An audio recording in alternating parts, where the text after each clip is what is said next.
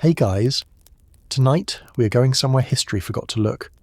Not across the open prairie, not into a covered wagon rattling toward the next horizon, not into the life of a little girl with braids and a sunbonnet, running barefoot through tall grass that smelled like wildflowers and summer, and the particular kind of hope that only belongs to people who have not yet been disappointed.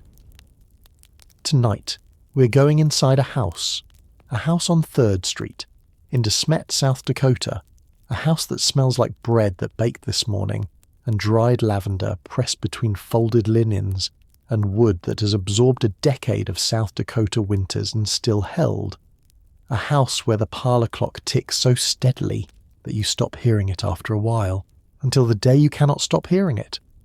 Because the only other sound that ever made this house feel full is gone. His name was Charles Philip Ingalls, and on June 8th, 1902, at 3 o'clock in the afternoon on a Sunday, he died. You already know his name. You grew up with his name. He is the man with the fiddle and the restless heart, the man who moved his family across half a continent, following some horizon that kept retreating every time he got close. You know him as Pa. You know him as the broad-shouldered optimist who could coax a fiddle tune out of a winter that was trying to kill his family, who could look at a half-dead wheat crop and still find something cheerful to say about it, who made the frontier feel like an adventure rather than the long, expensive disaster it frequently was. But tonight we are not talking about Pa. Tonight we are talking about Ma, Caroline Lake Quiner Ingalls, 62 years old, standing in the parlour of the house on 3rd Street, in the town she had made her husband promise was the last one, watching the Masonic brothers carry his casket through the front door. She's been through more in one lifetime than most people could catalogue. Grasshopper plagues that stripped a crop to nothing in an afternoon. Blizzards so violent they screamed through the walls like something alive and angry. The death of a baby boy. Her daughter Mary's world going completely dark when Mary was only 14. House after house, state after state, horizon after horizon. Kansas, Wisconsin, Minnesota, Iowa, the Dakota Territory. Each one packed into a wagon and left behind for the next piece of open ground Charles was convinced would finally be the one that held. And through all of it, Caroline had been the constant, the still centre of a family that never quite stopped moving, until now. Now she is standing very still. The house is not moving. Charles is not in it anymore. And this exact moment, this exact hour, this exact silence is where Laura's books end. Drop your city and your local time in the comments right now. Tell me if you already knew what happened to Caroline Ingalls after Pa died. Tell me if anyone has ever sat you down and told you what the next 22 years actually looked like inside that house on 3rd Street. Get comfortable. Dim the lights if you want to.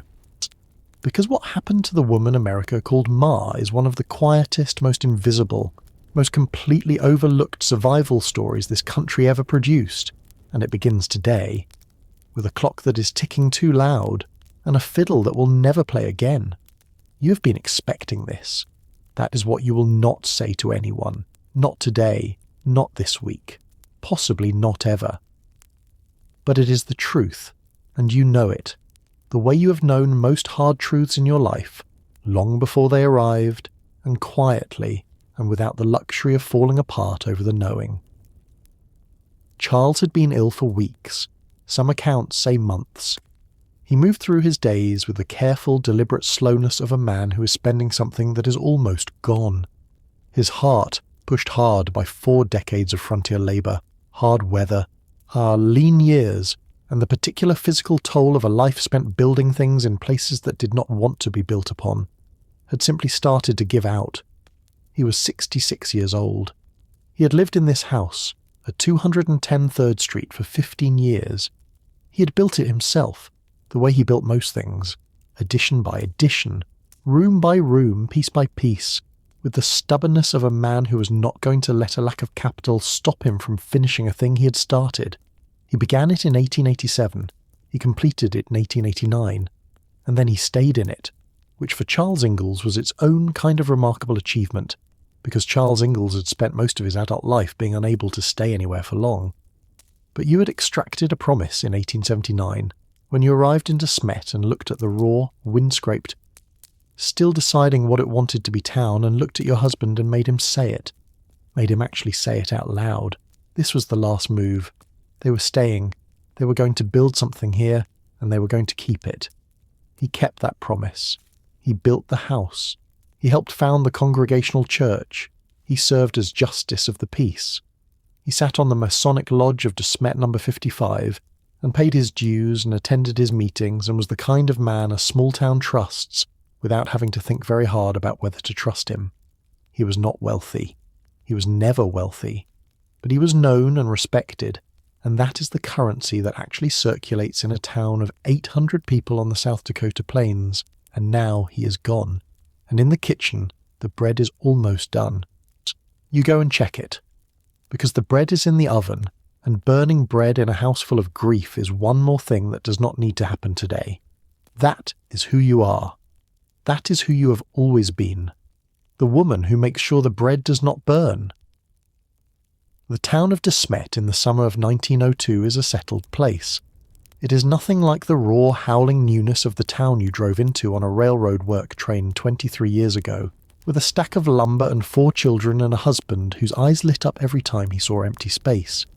That Smet was mud and ambition, and the kind of noise new towns make when they are still figuring out their own character. This Smet has churches, a newspaper, a hardware store, a school, streets with proper names and buildings that have been standing long enough to have histories attached to them. It is the kind of town that has had time to develop opinions, and its opinion of Charles Ingalls is generous. When he dies, the town comes. The Masonic brothers from the lodge make the arrangements for their own the way fraternal brotherhoods always have. They provide the ceremony, the solemn dignity, the particular quiet honour of men who have sworn obligations to each other appearing in full to fulfil those obligations at the moment it matters most. The funeral is held on June 10th, 2 days after his death. The Smet News will record it as largely attended by many friends. In a prairie town the size of Smet, largely attended is not a meaningless phrase. It means the pews are full. It means people have left their farms, their stores, their Tuesday mornings to come and sit in the thick summer air of the church and acknowledge that something real is gone from their community. You sit in the front pew. You're very aware of your posture. This is not vanity. This is not performance. This is the survival instinct of a woman who has navigated enough hard public moments to know that how you carry yourself in front of people who are watching is the first thing they will remember. You sit straight. Your hands are folded in your lap. You do not cry in a way that anyone can hear. You're the woman who kept this family upright through 20 years of moves and winters and disasters, and you are not going to become a spectacle on the day they put your husband in the ground. Beside you sits Mary, dearest Mary Amelia Ingalls, 37 years old, blind since the age of 14, when a violent illness, what doctors today would identify as viral meningoencephalitis, swept through her system and took her sight, and left her standing in the dark with the extraordinary self-possession of a young woman who had decided somewhere in the terrifying early weeks of blindness that she was not going to be destroyed by it. She graduated from the Iowa College for the Blind in Vinton in 1889. She came home to this house. She learned to make fly nets for horses with her hands and beadwork, and the careful, intricate knotwork of a woman who had given her fingers a second kind of vision. She has lived in this house for 13 years, and she has been in every room of it. And she knows it by feel and sound and the particular quality of light she can sense without seeing. She cannot see the full church today. She cannot see the faces of the people in the pews or the summer light through the windows or the flowers at the front. But she hears everything. The shuffle of boots on wooden floors, the clearing of polite throats, the creak of old pews absorbing the weight of a community's grief. Mary Ingalls has always been exceptionally good at hearing everything. You hold her hand through the entire service. Neither of you says anything. Grace is here. Grace Ingalls Dow, 25 years old, married to Nathan Dow just 8 months ago, right there in the parlour of this house on 3rd Street. She is the youngest. The one who came into the world in 1877 when the family was still passing through Walnut Grove. the baby who grew up into a steady, quiet young woman with a husband and a farm of her own near Smet. She has come today with Nathan, and her eyes are red, and she's holding herself together with the particular effort of someone who is still young enough to be surprised by how much grief weighs. Laura is not here, or if she is, she barely made it. Laura Ingalls Wilder. 650 miles away in Mansfield, Missouri, on the 40 acres she and Almanso have been farming for 8 years. She has received the telegram. She knows. Whether she made the train in time to stand at her father's graveside is a question historians have pulled apart for decades without arriving at a clean answer. The train journey from Mansfield to De Smet in 1902 takes a minimum of 2 days. Charles died on June 8th. The funeral is June 10th. The mathematics are tight. It is possible she arrived. It is also possible she stood in a Missouri field holding a telegram and understood that she could not get there in time. What is not debated is the silence that follows. Laura will write 9 published books about her family. She will not write about this day in any of them. She will not write about her father's illness, his death, his burial, the empty seat at the head of the table in the 3rd Street house. Not one sentence. Not in any book she ever published. And that silence tells you something. It tells you she knew exactly how much this cost her mother, and that she found it too large to put down in writing. Carrie comes. Briefly. Caroline Celestia Ingalls, 31 years old, working as a typesetter and journalist, moving between Dakota Territory towns wherever the newspaper work takes her. She's thin, never entirely robust, and she has the look of someone who has been holding grief at arm's length long enough for the effort to show in her face. She stays for a time, she helps, and then, because she is unmarried and her income is the rope she hangs her daily life on, she goes back to work. And then it is just the 2 of you, just you and Mary, in the house on 3rd Street, with that clock. In the days after the funeral, the neighbours come. They bring food, they bring casseroles and cakes, and the particular solemnity of people who know they cannot fix what is broken, but feel that something warm in a dish at least represents an effort. They sit in your parlour for 20 minutes and look at their hands and tell you he was a good man, and you agree, because he was, and agreeing costs you less than the alternative, and then they go home. Because they have their own farms, their own children, their own mornings that have not agreed to pause simply because yours is split open, and the kitchen gets quieter, and the clock gets louder, and on a morning in late June, you sit down across from Mary at the breakfast table, and the chair at the head of the table is empty, and the bread is warm, and neither of you says a single word about it. You're 62 years old. You own a house in De Smet, South Dakota. You have a blind adult daughter who depends on you. You have no pension. There is no social security. There is no federal program, no widow's stipend, no monthly check appearing in your mailbox with the government's signature on it, saying we know this is hard and here is a little help. None of that exists yet. What exists is the house. And your hands. And 40 years of experience keeping a household alive under conditions that would have broken someone less stubborn. Your own father drowned in Lake Michigan when you were 5 years old. Your mother Charlotte was left with 7 children, and the same question you're sitting with right now. How do you make the numbers work when the person who was supposed to help make them work is gone? You watched her figure it out. You watched her do what women do when the options run out. She found more options. You learned from that. You've been learning your whole life. That evening, after Mary has gone to bed and the last of the summer light has gone out of the sky over De Smet, you sit in the parlour. The fiddle is in the corner. Charles's fiddle. The one he played every evening for 40 years. The one that filled every house you ever lived in with the particular warmth of music played by someone who plays because he loves it, and not because he is trying to impress anyone. The fiddle that made blizzards bearable and bad harvests bearable, and the long, lonely silences of the prairie bearable, because there was always this. There was always the music in the evening. You do not touch it, not tonight. You sit in your chair by the window, the one that has been your chair for 15 years, and you look at the room that's yours now, entirely yours, no other claim on it, and you make a decision, not out loud, not in any letter, not in any document that any historian will ever find in any archive. Women like you do not document the moment they decide to survive. They just survive. You're going to figure this out, the same way you always have, quietly, completely, without asking anyone's permission. There is something that must be said before this story goes any further. The 22 years that followed Charles Ingalls' death in June of 1902 are not famous. They are not the subject of beloved books read aloud in classrooms. They are not what anyone pictures when they picture Ma. Most people, when they think of Caroline Ingalls at all, picture a woman in a calico dress standing in a doorway somewhere on the prairie, patient and capable, the steady centre of a story that belongs to someone else. That woman is a character.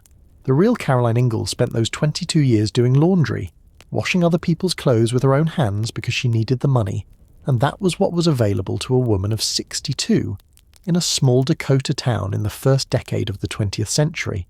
She took in boarders. She sold fruit from the trees in her yard.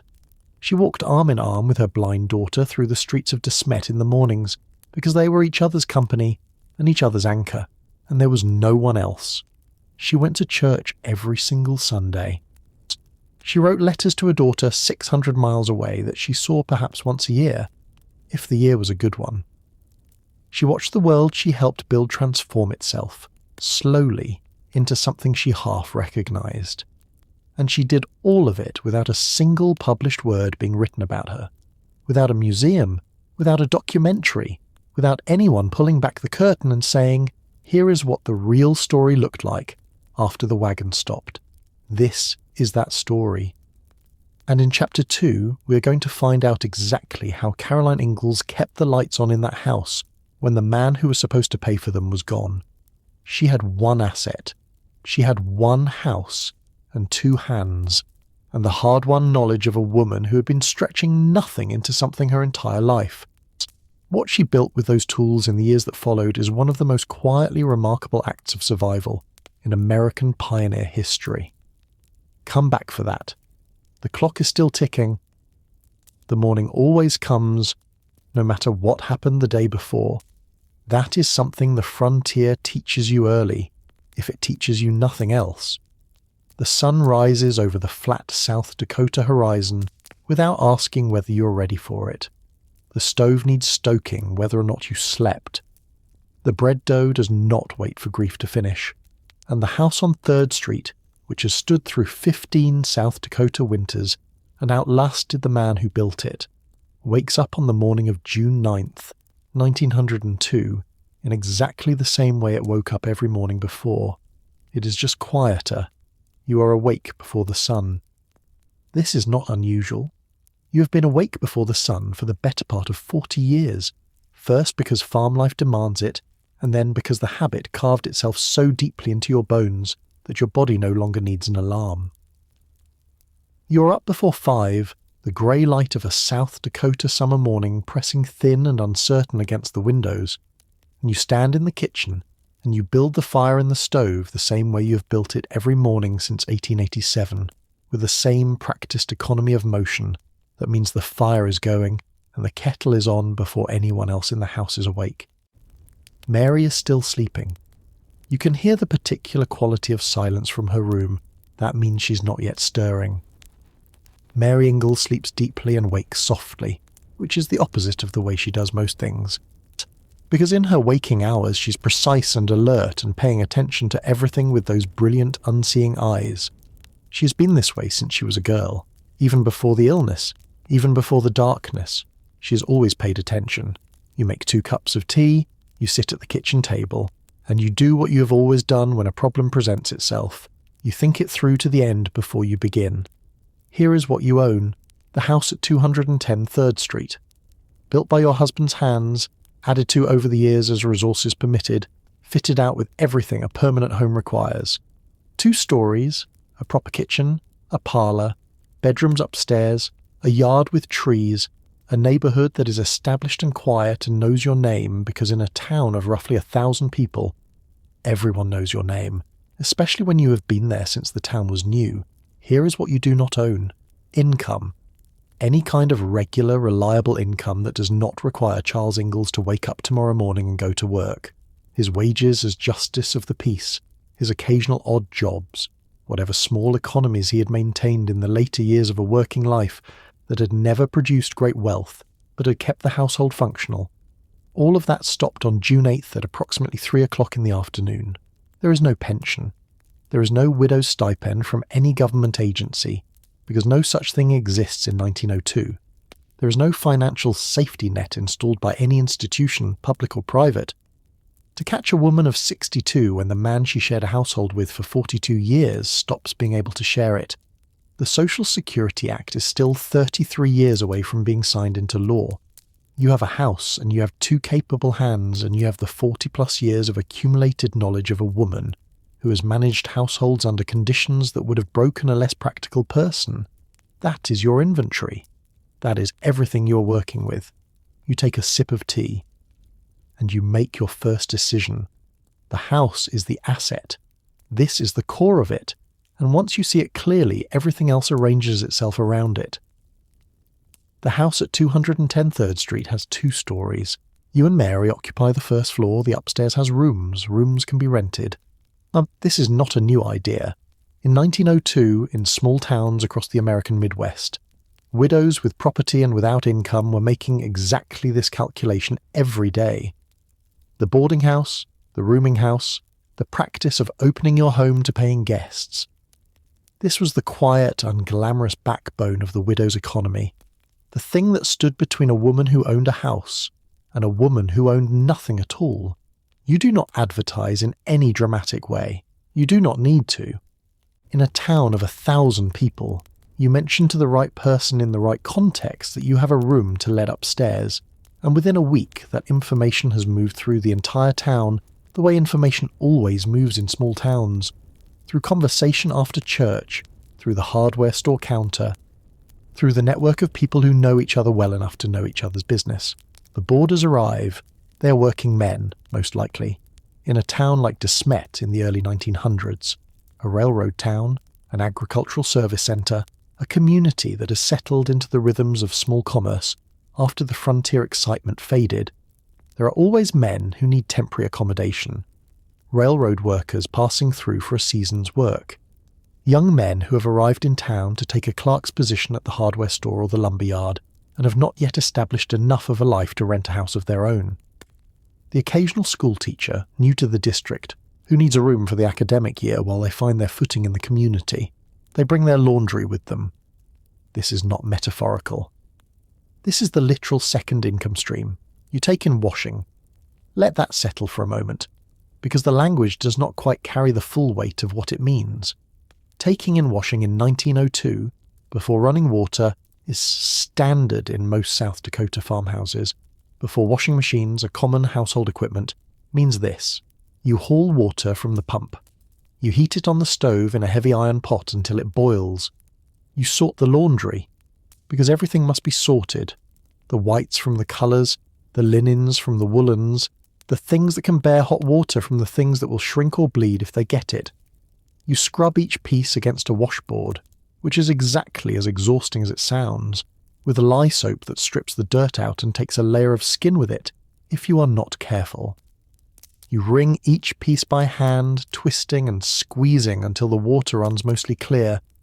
You carry everything outside and hang it on the line piece by piece in whatever weather South Dakota has decided to offer that day. And then, once it is dry, you iron it. The flat iron sits on the stove to heat. You test it against your wrist, not your palm, your wrist, where the skin is thin and the heat transfers honestly. And when it is right, you work quickly, pressing each piece before the iron cools, reheating it, pressing again. Shirts, trousers, pillowcases, table linens, each one requires attention. Each one requires time. You're paid pennies per piece, dollars when the basket is full. You're 62 years old. Your hands, by the time the first winter comes, look exactly the way 40 years of frontier labour look on a woman's hands. They're capable hands. They are the hands of someone who knows what work actually is, not as a concept, but as a thing that lives in the joints and the muscles, and the particular ache that settles between the shoulder blades after a long day of ironing. Those hands will wash strangers' clothes for years, and they will do it without complaint, because complaint is not in your vocabulary for things that simply need to be done. There is fruit in the yard. This is not a small thing. The trees around the 3rd Street house, apples, and what the region could support in terms of other fruit, had been planted and tended over the 15 years since the house was built, and by 1902 they are bearing. Not abundantly, not in the way that changes a family's financial situation, but steadily, reliably, in the way that a well-maintained fruit tree gives year after year without much requiring anything more than attention. In season, you harvest. You sell what you do not preserve. This is de Smet's small domestic economy at work. A neighbour wants apples for a pie. A store owner takes a basket on consignment. A church social needs fruit for a preserves table. You provide it. It is not the kind of income that appears in any ledger or business record or document that historians will ever find in an archive. It is the kind of income that happens person to person, basket to basket, the invisible revenue stream of a household economy run by a woman who is used to making everything count.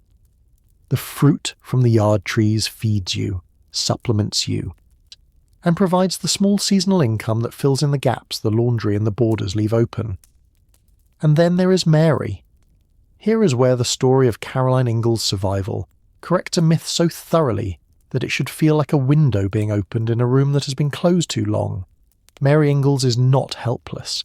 She has never been helpless, not since the weeks in 1879 when she was 14 years old and the illness took her sight and she sat in the dark for the first time and decided, with the particular determination of a young woman who had been raised to be capable, that she was not going to let the darkness own her.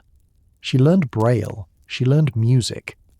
She graduated from the Iowa College for the Blind in Vinton in 1889 with skills that went far beyond what most fully sighted women of her era could claim. She came home to the 3rd Street house, and she went to work. The fly nets are her primary contribution to the household economy in these years. Fly nets, protective nets worn by working horses to keep flies from their faces and bodies, are made of knotwork. Complex, intricate, patient knotwork, the kind that requires skilled hands and a good sense of spatial memory, and the ability to maintain precision in your fingers even when your eyes cannot check your progress. Mary learned this craft at the Iowa College for the Blind, where practical industry was as much a part of the curriculum as music and academic study. She learned to work in the dark. Because she was always working in the dark, and her fingers developed a second kind of intelligence that her eyes no longer needed to provide. She makes the nets at the kitchen table, or in her chair in the parlour, the knotwork moving through her hands with the steady, unhurried rhythm of someone who has long since stopped needing to look at what she is doing. The sound of it is quiet and precise, a small, consistent sound in a house that has grown very quiet. She also does beadwork. She also makes the knotted handicrafts that the Iowa College for the Blind taught its graduates to produce, decorative items, practical items, the small handmade objects that were a common part of the domestic economy in the early 20th century, when things were made rather than bought whenever making was an option. Her income is not large. The market for fly nets in a town that is beginning slowly to replace horses with the first motor vehicles is not going to make anyone rich, but it is hers. She earns it, she contributes it, and in a household running on the narrow margins of a widow's economy, every dollar that comes in from any direction is a dollar that makes the next week slightly more possible than the last. The popular image of Mary Ingalls is of a woman who suffered greatly and then faded quietly into dependency. The historical record says something else entirely. It says she worked. It says she contributed. It says that the relationship between the tall, thin, blind woman and her short, capable, arthritic mother was not a relationship of burden and caregiver. It was a partnership. Two women running a household together, each providing what the other could not, each compensating for the other's limitation with her own particular strength. Caroline's arthritis is not dramatically documented in any historical record, but it surfaces in descriptions of how she and Mary navigated their daily life together. There is a detail in the historical accounts of these years that is so small and so specific that it feels, when you encounter it, almost like catching a glimpse of the actual women through a crack in the wall of time. They walked together, Every afternoon, when the weather permitted and the work allowed, Caroline and Mary walked through the streets of Smet. The tall, thin, blind woman and her short, matronly mother, side by side, arm in arm, and here is the detail that changes the way you see everything. Mary helped Caroline walk. Her daughter's arms steadied her when the arthritis made her joints unreliable, and Caroline described the world to Mary as they moved through it. She told her about the new building going up on Main Street. She told her about the colour of the sky that afternoon, the way the light was sitting on the prairie to the west, the children playing in the yard 3 houses down. Mary helped her mother see where to put her feet. Caroline helped her daughter see everything else. This is not a tragedy. This is what it looks like when 2 people who love each other have lived long enough to become each other's necessity rather than each other's convenience. De Smet's community does not abandon them. The Congregational Church, which Caroline helped found in 1880 and became a charter member of in 1882, yours remains the centre of her social life. Sunday services are not optional. They are the weekly rhythm around which everything else in Caroline's week is organised. The one fixed point in a schedule that otherwise bends to whatever needs doing. She sits in the same pew. She sings the same hymns. She knows the faces of the congregation the way she knows the rooms of her own house. She was there when this congregation was new, when the town was barely settled, when the church itself was still a fresh idea. She has outlasted a significant portion of the people who sat beside her in those early years. She's also a member of the Eastern Star, the women's organisation associated with Freemasonry, connected to the lodge in which Charles served and which honoured him at his funeral. The Eastern Star chapter in De Smet gives Caroline a second community, a second network of women who meet and work together, who provide the kind of mutual support that small fraternal organisations provide in the absence of government safety nets. She's an early member of the chapter. She is known there. She is respected there. In a town of 1,000 people, being known and respected is not a trivial thing.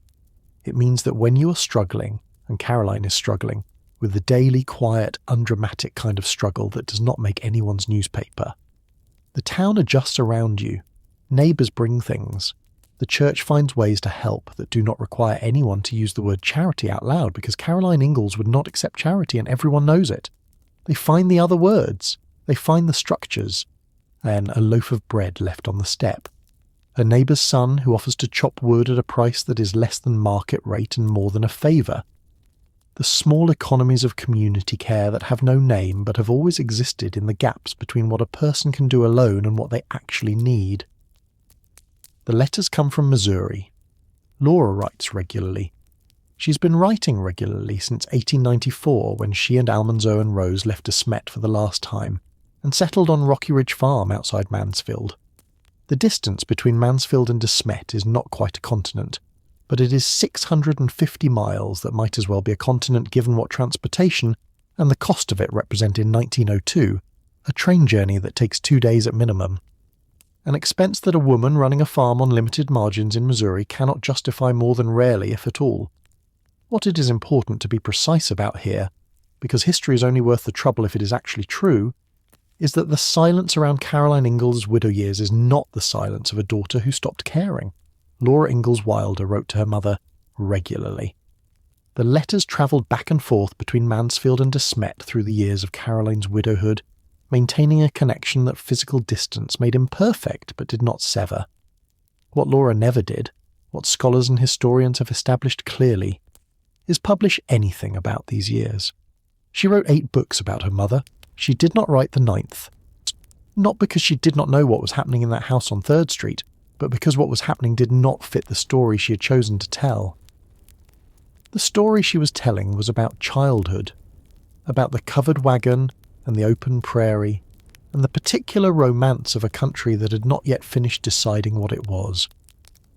Caroline's widow years, the boarding house, the laundry, the fruit trees, the daily navigation of a reduced and unglamorous life, belonged to a different story, a quieter one that America, when Laura eventually began writing her books in the 1930s, was not in the mood to hear. So Caroline's life arrived and departed in the form of letters, and the letters have not all survived, and what was said in them is mostly lost. What we know is that the correspondence was real, the connection was real, and the distance between them was real too, large enough and expensive enough that visits were rare events marked in people's memories rather than routine occurrences anyone thought to document. By the winter of 1902, the new household economy is running. There are boarders upstairs. There is laundry drying on the line on days when the South Dakota wind is not actively trying to remove it from the line. There is Mary at the kitchen table, her hands moving through the knotwork with their own precise intelligence, a fly net taking shape under fingers that have long since developed their own way of seeing. There is fruit in the cellar put up for winter. There are 2 places set at the table for dinner, which is 4 fewer than there were once. But which is exactly the right number for the 2 people who live here now and who have found, in the month since June, that they are more capable of managing than either of them perhaps expected. This is not triumph. Let us not call it that. Triumph is a word for something spectacular, something that can be put in a book and read by schoolchildren, and made into a lesson about what the human spirit is capable of.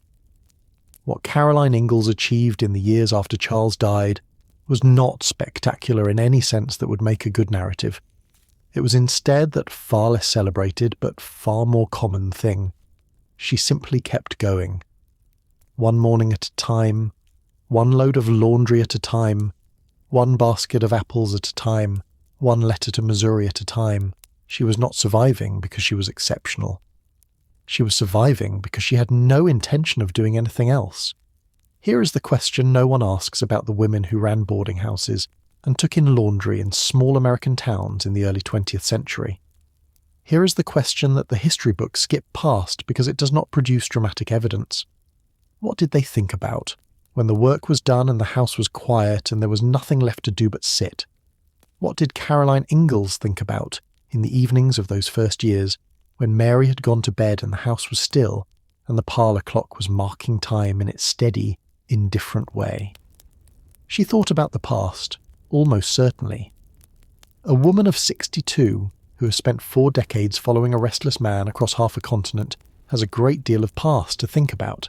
Wisconsin, Kansas, Minnesota, Iowa, the long winters and the good summers and the years that were neither. The baby who did not survive. Little Freddie, gone in August of 1876 when he was 9 months old, mourned with the particular private grief that parents of that era carried quietly, because infant death was too common to make a public spectacle of, and too devastating to entirely set aside. She thought about Mary's blindness, how it arrived in 1879 like a thief and took something irreplaceable, and how Mary simply picked herself up out of the dark and rebuilt herself into someone who did not need what had been taken. That thought, at least, was not entirely painful. That thought had in it something that was almost admiration. She thought about Laura, surely, about Rose growing up in Missouri, about what they were all making of themselves. 600 miles away, on that rocky farm with the apple trees, and eventually she stopped thinking and went to bed. Because the morning always comes, and there is always work to do. There is something you need to understand about what these years cost, because understanding the cost is the only honest way to understand the woman. The woman America knows as Ma, the patient, gentle, impossibly composed mother of the little house books, the woman who made every house a home and every crisis a lesson in character. That woman did not actually exist. She is a literary character, constructed with extraordinary skill by a writer who loved her mother and also understood that the truth of her mother's life was more complicated than the myth she was building would permit. The real Caroline Ingalls, in the first years after Charles died, was a woman in her 60s doing physical labour that most women her age would not have been able to sustain. She was a woman who had exchanged her private family home for a semi-commercial space in which strangers ate at her table and slept in her upstairs rooms and brought her their dirty shirts. She was a woman managing a disabled adult daughter's care, her own declining physical capacity, and the particular loneliness of outliving the person who knew you longest. And she did not complain about any of it, not in any letter, not in any record, not in any document that any historian has ever found in any archive, which is either the most admirable thing you have ever heard, or it is the saddest. Perhaps it is both. In Chapter 3, we're going to go inside the daily life of these two women in a way that no published account has ever quite managed. Because the story of what Caroline and Mary built together inside that house, the routines, the small rituals, the particular texture of a life shared between a woman who could see but could not always walk, and a woman who could walk but could not see, is one of the most quietly beautiful things this story contains. There is an afternoon walk through to Smet that the historical record describes. A tall woman and a short one, arm in arm, moving through a town that knows them, past buildings that are slowly acquiring the look of permanence, into the particular quality of afternoon light that falls on the South Dakota plains in the hours before dinner. It is going to tell you everything you need to know about the kind of love that does not announce itself. A house that has been a home for 15 years has a sound. Not the dramatic sound of a storm pressing against the eaves, not the sharp sound of a door catching a draught and slamming shut. Those are the sounds of crisis, of the frontier, of a life that is still in motion and hasn't yet settled into its shape. The sound this house makes is different. It is the sound of a clock ticking on the parlour mantel in the 45th minute of a Tuesday afternoon. It is the sound of a chair shifting its weight on a wood floor. It is the particular sound of knot work, the measured movement of cord through practised fingers, the faint whisper of material against material, and underneath all of it, steady as a heartbeat, the sound of two women breathing in a space that has adjusted itself to exactly two people. By the winter of 1903, the house on 3rd Street in De Smet has found its new sound. It is quieter than it was before. It is also, in ways that would surprise you if you had not been paying attention, more complete. There is a rhythm to their mornings that would strike an outsider as unremarkable, but which has been built, over the course of a year, with the kind of care that people who have survived chaos bring to the construction of ordinary things. Caroline is up first. This has not changed and will not change. The fire needs building, and she builds it. The kettle needs filling, and she fills it. By the time the water is hot and the kitchen is warm, Mary is stirring in her room. You can hear it. The small sounds of a woman with nearly 38 years of practice navigating her own space by feel, moving through the door frame with her hand on the wood and her feet learning the distance from bed to chair to doorway, the way a musician learns a piece of music until the body knows it without being asked. She finds her seat at the kitchen table. She knows the table. She knows the chair. She knows the cup that Caroline sets in front of her before she asks. Knows by the slight variation in the sound of the ceramic against the wood exactly where it has been placed. Knows by the temperature of the air just above the rim when the tea is ready to drink. These are not small achievements. These are the accumulated competencies of a woman who has been blind for 23 years and has spent the better part of that time refusing to let the darkness narrow her world more than it absolutely must. On Sunday mornings, Mary teaches. Take a moment with that because it is easy to pass over it, to read the words, Mary taught Sunday school, and move on without sitting inside what it means. The Iowa College for the Blind in Vinton, where Mary spent 8 years from 1881 to 1889, did not merely teach its students academic subjects. It prepared them to be functioning members of society, which in the Protestant Midwest of the late 19th century meant contributing to your community's spiritual life, not simply receiving its charity. Mary graduated in 1889 with the full range of skills the college offered: music, the academic subjects, Braille, and the kind of disciplined, well-organized mind that systematic education produces. She came home to the 3rd Street house, and she did not stop learning, did not stop thinking, did not stop being the person her education had shaped her to become. And she taught Sunday school. She taught children. Think about what this requires. A blind woman in her late 30s sitting before a room of children who are all sighted and all, therefore watching her face, her hands, the way she holds herself, the way she speaks. And she is the authority in that room. She knows the texts. She knows them not in the way that people who can glance at a page know them, but in the way that a person who has learned things by memory knows them, deeply, completely in the bones. She has read the Bible in Braille. She has heard it read aloud. She has thought about it in the particular concentrated way that people who cannot be distracted by visual information think about the things that matter to them. The children in her Sunday school class in Smet do not see a woman to be pitied. They see a teacher. This is not a minor detail in the story of the Third Street house. Mary's Sunday school teaching is what the historical record offers us when it tries to describe who she was in these years. Not a dependent, not a burden, not the sad footnote to her famous younger sister's story, but a woman with a role in her community that she had earned through education and maintained through effort. Caroline knows this. Yeah, she sits in the congregation on Sunday mornings and she knows exactly what her blind daughter is doing in the adjacent room with the children. And whatever Caroline Ingalls feels in those moments, it has been shaped by too much stoicism to wear the name pride comfortably. It is something in the neighbourhood of deep satisfaction, the kind that comes from watching someone you love refuse to be defined by their limitations. The afternoons are their own. On the days when the work is done, when the washing is hung and the mending is finished and the house has been given whatever attention it required that particular day, Caroline and Mary walk. This has been briefly mentioned, but it deserves more than a mention, because it is the most precise piece of evidence the historical record gives us for understanding what these two women actually were to each other in the years after Charles died. The tall and thin Mary and her short and matronly mother often took walks together in town. That sentence, recovered from accounts of their life in Smet, is both ordinary and extraordinary. Ordinary because two women walking through their town on a pleasant afternoon is not a dramatic event. Extraordinary because of what the walk required of each of them. Mary is tall, Caroline is short and, by the early 1900s, moving with the particular careful deliberateness of a woman whose joints have been informing her with increasing insistence that 40 years of frontier labour has left a bill that is now coming due. Her arthritis, documented in accounts of how the two women managed their daily movements together, makes the uneven ground of a small-town sidewalk a legitimate navigational challenge.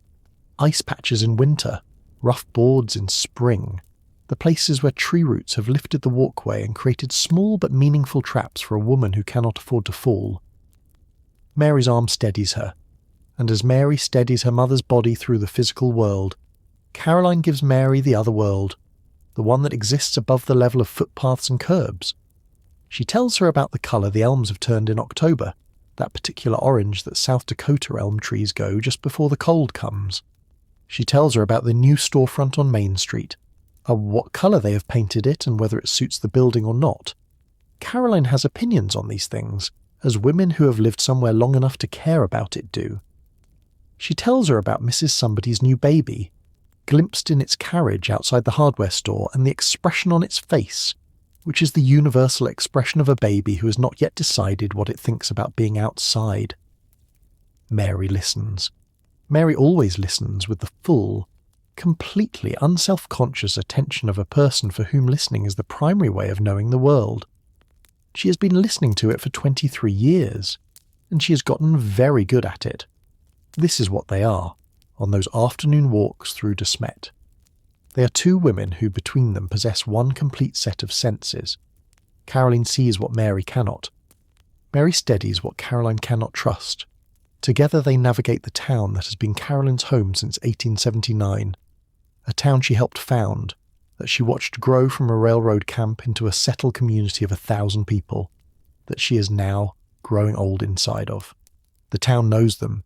You do not walk through a town of 1,000 people arm in arm with your blind daughter for years without becoming a recognisable and familiar presence.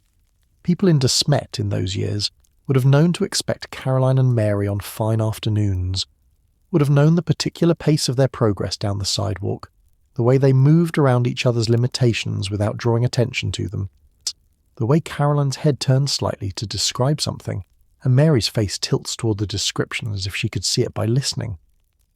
What the town probably could not have told you, if you had asked, is whether this looked like endurance or happiness. It was both. Thursday evenings belonged to the Eastern Star. The Order of the Eastern Star, the women's auxiliary of the Masonic fraternal organisation to which Charles had belonged, holds its chapter meetings in Smet on a regular schedule, and Caroline is there. She has been an early member of the Smet chapter, connected to the organisation through Charles's Masonic membership, and in the years after his death she remains.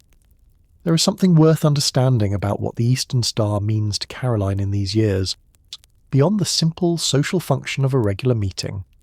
The Masons gave Charles a funeral, they carried his casket.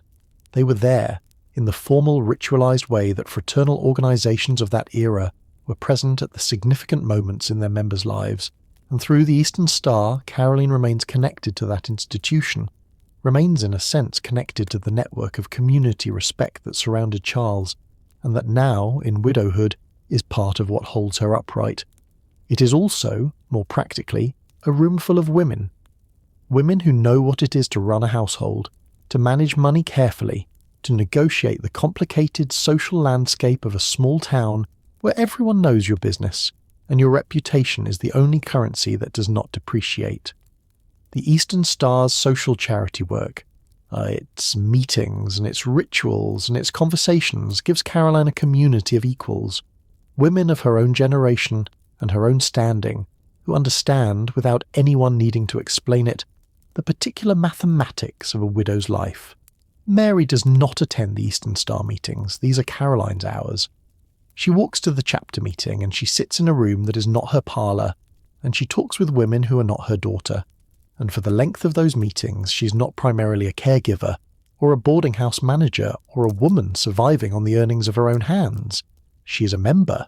She is a woman with a history and a standing, and a name that means something in this community. She is, in the fullest sense of the word, herself. She walks home in the evening to the house where the lamp is burning in Mary's window. Carrie writes from wherever she is. This is worth sitting with for a moment, because Carrie Ingalls, the third surviving daughter, born December the 3rd, 1870, the middle child in the second generation, is the most elusive figure in the story of the 3rd Street house in these years. She is the one who inherited her father's restlessness in the most concentrated form. The historical record describes her as afflicted with wanderlust like her father, a characterization that would have been both accurate and, from Caroline's perspective, perhaps familiar in its particular frustration. She's been working as a typesetter and journalist, moving through to Smet and Keystone and Hill City, and the other small South Dakota towns where newspapers needed someone who understood how type was set and how a story was told. She homesteads briefly. This is one of the stranger and more remarkable facts about Carrie Ingalls, that an unmarried woman in the early 1900s files her own homestead claim in Top Bar, South Dakota, a detail that says something about who she is and what she's willing to attempt. She visits De Smet when her work brings her near enough, but she's not there, not regularly, not reliably, not in the way that Grace, just a farm away, is available for the unexpected afternoon visit, or the practical assistance of a daughter who knows where things are in her mother's kitchen. Her letters arrive. They go. Carrie's letters are a different quality of communication than Laura's. Laura writes with the deliberate, shaped prose of a woman who has been expressing herself in words professionally since she began writing for the Missouri Ruralist, and there is a certain polish to her correspondence that reflects this. Carrie writes, one imagines, the way she talks, quick and observational, and full of the details of wherever she is at the moment. Both letters matter. Both letters are read and reread and folded back into their envelopes, and placed where envelopes are placed in a household that does not receive them every week, but treats them, when they arrive, with the particular care that distance makes necessary. There is a detail that the historical accounts of Caroline's widow years include almost as an aside, but which, when you stop and examine it, says more about her character than any formal description could manage. People came to visit her, not because she was convenient to visit, not because she was the most interesting person on the block, but because, as the eventual obituary would put it, it was a pleasure to go and visit her. She was always interested, bright and happy. Think about what that means in the context of what we have established about her life. She's a woman in her 60s and then her 70s who is running a household on the margins, doing physical labour, managing a disabled adult daughter, maintaining a home that doubles as a boarding house, conducting all of this without a single structural safety net that any government institution has provided. And when neighbours come to call, she is always interested, bright and happy.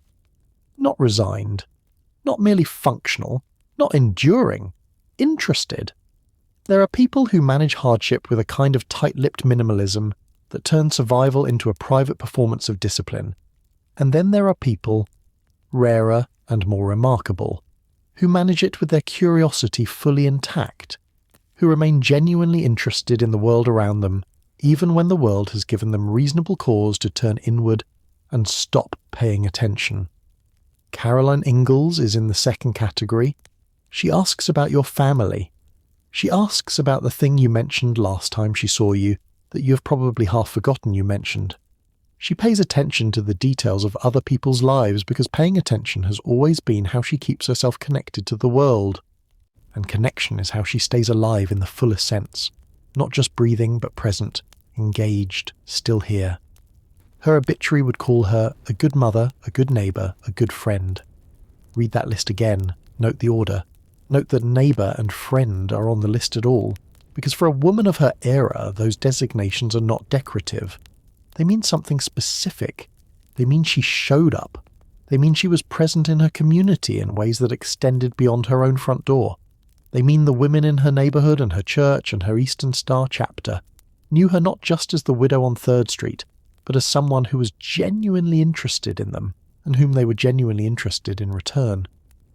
That, for a woman who is washing strangers' laundry to pay her household expenses, is a form of dignity that the historical record rarely captures, but that the people of Smet clearly recognised. The winters are long. This is not a new observation about South Dakota, but it is worth naming in the context of these particular women in these particular years, because the winters of the early 1900s in Smet are not merely a seasonal inconvenience. They are months-long episodes of reduced mobility, increased isolation, and the specific physical challenges of a house that must be kept warm in temperatures that fall well below zero. The heating costs something, coal costs something, wood costs something. Everything that keeps 2 women alive through a Dakota winter costs something, and the careful management of those costs is part of the daily calculation that fills the background of everything else Caroline does. But winter also means that Mary's knot work is the sound of the house in the evenings. The work of her hands does not stop because the ground is frozen. If anything, indoor weather is knot work weather, and the fly nets and the handicrafts take shape through January and February in the lamplight of the parlour, while Caroline reads or sews or simply sits in the particular comfortable silence of 2 people who have been in each other's company long enough not to need words in every room they share together. They play games sometimes, card games that have been adapted for a player who cannot see the cards but can hold them and remember them. Who can track what has been played by the order of the play and the particular way the cards sound and feel in her hands? Mary's memory is formidable. It always has been. And games in the parlour on winter evenings are not charity that Caroline extends to her daughter. They are genuine competition, and Mary wins with a frequency that Caroline finds both exasperating and gratifying. Somewhere around 1907, 1908. The exact year is not preserved. Smet begins to change in ways that the house on 3rd Street cannot entirely ignore. The automobile is not yet common in Kingsbury County. It is coming. The roads are not built for it yet. The infrastructure of the town is still organised around horses and rail, and the horse population of Smet in these years is still what it was, which means that Mary's knotted fly nets still have a market, and Caroline's household economy is still functional in the ways it was designed to be. But there are other changes. Telephones are arriving in small South Dakota towns in the first decade of the 20th century. The exchange in Smet will come, and with it a new kind of connection to the rest of the world that does not require either a letter or a train journey. The electric light is coming, eventually, to replace the oil lamp that still burns in the parlour window on winter evenings. Caroline is 67 years old in 1906 when these changes are already beginning their approach. She was born into a world where the fastest communication was a horse, and the furthest horizon was genuinely unknown. She has watched the continent she crossed in a wagon become a country with telegraph lines and railroad networks and newspapers that arrive before the news they carry is entirely cold. She's watching now from a parlour window in Smet as the 20th century arranges itself outside her door. She does not feel left behind by this, not exactly. She feels, one imagines, because Caroline left no diary, and the historical record preserves her in obituary language and second-hand accounts, and the filtered memory of a daughter who wrote about a different version of her entirely. She feels the particular wry equanimity of a woman who has lived through enough change to know that the world does not stop changing just because you have settled down. The new century can knock all it wants. The parlour clock keeps ticking. And then there is 1911.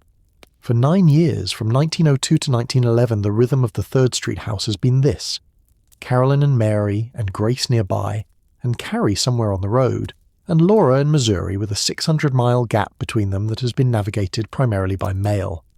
The household has learned itself. It has found its shape. 2 women, a boarding house, a church community, an Eastern Star chapter, a set of afternoon walks through a town that knows them, a winter routine and a summer routine, and the particular managed economy of a life built on small, reliable income streams that together add up to enough. By 1911, Carrie is 39 years old. She has been travelling and working and filing homestead claims and editing newspaper copy, and being, by any measure of the early 20th century, an independent woman living an independent life, which is to say, a woman who has chosen, deliberately and with full awareness of her options, not to be any of the things that society in 1911 most readily expected of a woman of her age. She has not married. She has not settled. She has not come home to take care of her mother, though she visits when she can and writes when she can't. But in 1911, Carrie travels to Keystone, South Dakota, in the Black Hills. She's there for work, newspaper work, the work that has carried her across the state and back again for the better part of a decade. And in Keystone, she meets someone. The name is David Swansea. He's a widower with 2 children. He's established in the Black Hills community. He is, by every indication of what will follow from this meeting, exactly the kind of man that Carrie Ingalls, who has spent 39 years being careful about exactly this kind of decision, finally finds worth staying for. Caroline does not know this yet. She knows only that Carrie has gone to the Black Hills, as she has gone to many places before, and that a letter will arrive eventually, and that the letter will say whatever it says, and that the house on 3rd Street will continue to hold its particular sound. The clock, the knotwork, the careful footsteps of 2 women navigating a shared world. Until the next morning, which will come exactly as it always does, whether Caroline is ready for it or not. She will not be ready for what comes next. Not because Carrie's happiness when it arrives is anything but welcome, but because what changes when Carrie finally settles in Keystone will change the delicate architecture of the 3rd Street house in ways that neither Caroline nor Mary has yet had reason to imagine, and the adjustment that follows will demand more from both of them than even the first year of widowhood did. What exactly Carrie's marriage changes, and what it forces the 2 women on 3rd Street to become to each other, is the story of Chapter 4. But tonight, it is still 1911. The lamp is burning in the parlour. The knotwork is moving through Mary's hands. Caroline is writing a letter. To Carrie, or to Laura, or to Grace, or to someone in the community who has sent word that needs answering. With the precise, yet educated hand of a woman who was a schoolteacher at 16, and has never once stopped believing that words written carefully are a form of respect for the person who will read them. Outside, Smet is quiet. The South Dakota night in autumn is the specific kind of dark that you only find on the Great Plains. Not city dark, not country dark, but something wider and more complete. The kind that makes the single lighted window of a house on 3rd Street look like the only warmth in a very large world. The clock ticks, the knotwork moves. 2 women in a house that knows the sound of them, on an evening that looks, from the outside, like nothing at all. The letter arrives on a Tuesday. Letters in small South Dakota towns in the summer of 1912 arrive by train, sorted at the post office, and carried to the door or collected on the morning walk. Caroline has been collecting letters her entire adult life from the various directions her children have scattered. Missouri and the Black Hills and wherever Carrie happened to be pointing herself that particular season. She knows the weight of a letter before she opens it. She knows from the particular density of the envelope whether it carries news or simply correspondence. She has been reading Carrie's letters for a decade now, the quick observational prose of a woman whose work in newspapers has made her write the way reporters write. Clear, economical, telling you the important thing first and the context after. This letter tells her the important thing first. Carrie is getting married. His name is David Swansea. He's a widower with 2 children. He's established in Keystone, South Dakota, which sits in the Black Hills in the western part of the state, in the ponderosa pine and granite country that is as different from the flat eastern prairie of Smet as any 2 places sharing a state line could manage to be. Carrie met him the previous year, in 1911, when her newspaper work brought her to the Black Hills. She's been 41 years old and single, and by every evidence of the life she has built for herself over the previous decade, perfectly content to remain that way.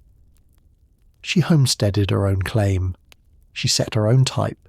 She moved when she wanted to move and stayed when she wanted to stay, which is not a description of a woman who's been waiting for someone to rescue her from independence. David Swansea is not a rescue. He is, if anything, says some, a choice. The deliberate, considered choice of a woman who's had enough options and enough time to know the difference between what she wants and what circumstance is simply offering. The wedding is on August 1st, 1912. Caroline reads the letter. She reads it again. Then she folds it back into its envelope with the precise, careful fold of a woman who saves letters, because in a life lived 600 miles from most of the people she loves, letters are what you have in place of presents. She's 72 years old. She's been a widow for 10 years. She's managed. She will continue to manage. But something in the geometry of her situation has just shifted. Keystone is not Smet. This seems like a simple observation, but it carries real weight in the context of what Carrie's marriage means for the house on 3rd Street. Smet is in the flat eastern part of South Dakota, the agricultural prairie that the railroad opened up and the homesteaders settled, where the land is planted in wheat and the towns are spaced along rail lines, and a neighbour knows your name because in a 1,000-person town, everyone knows everyone. Keystone is in the Black Hills, mountain country, mining country, the part of South Dakota that runs on a different economy entirely, where the landscape is vertical rather than horizontal, and the distance from Smet is somewhere in the neighbourhood of 400 miles by the most direct route available. This is not a short drive. There are no short drives in 1912, because the automobile is still new enough that most travel of any distance still happens by train, and even by train, 400 miles across a state with widely spaced rail connections is a journey that requires planning and expense, and the kind of time that a woman running a household does not have in unlimited supply. Carrie had always been the daughter who was technically available. Always in motion, yes, always travelling for work, but travelling within a relatively contained geography that included Smet as a regular point of return. She set type for the Smet papers at various points. She passed through. She visited. Now she will stop in Keystone, and she will not be passing through any more. The adjustment that follows Carrie's marriage is not sudden. It would be more dramatic if it were sudden. If the house on 3rd Street visibly changed the day the wedding announcement arrived, if some shift in the atmosphere made the walls taller or the rooms quieter. But the change that comes from Carrie settling in the Black Hills is the kind that accumulates rather than strikes. The letters from Keystone arrive at the same intervals that letters from the road used to arrive. The visits, which were never frequent, simply realign to a different geography that makes them, if anything, marginal, less likely rather than more. The household on 3rd Street continues exactly as it has continued for the past decade. The boarding house, the laundry, the fruit trees, the knotwork moving through Mary's hands, the church on Sunday, the Eastern Star on its regular schedule. What changes is the architecture of available support. There has always been, in the back of Caroline's practical mind, the knowledge that Carrie was somewhere reachable. Not always nearby, not always convenient, but somewhere within the network of South Dakota towns and railroad connections that a determined daughter could navigate in a day or two if something required her presence. That knowledge has never been tested. Carrie has never been summoned to an emergency, has never had to drop her typesetting cases and come home on a moment's notice. But the knowledge that she could has been part of the invisible structure holding things together. It quietly rearranges itself now. Grace steps forward. She has always been there. This is the important thing to understand about Grace Ingalls Dow, the youngest Ingalls daughter, who has lived on a farm near Smet since her marriage to Nathan Dow in October of 1901, and who has been providing periodic support to her mother and Mary throughout the entire decade of Caroline's widowhood. She has visited, she has helped, she has been the nearby presence that the geography of Smet made possible in a way that Laura in Missouri and Carrie on the road could not manage. But periodic support and primary nearby family are different things, and after August of 1912, Grace becomes the latter. Grace Ingalls Dow is 35 years old when Carrie marries. She and Nathan have no children. She will remain childless throughout her marriage, which means that the farm duties that occupy her days are the duties of a farm wife without the additional demands of motherhood. She is capable and practical in the particular way of women who grew up in the Ingalls household, shaped by the same values and the same expectations and the same fundamental conviction that you do what needs doing without making a production of the doing.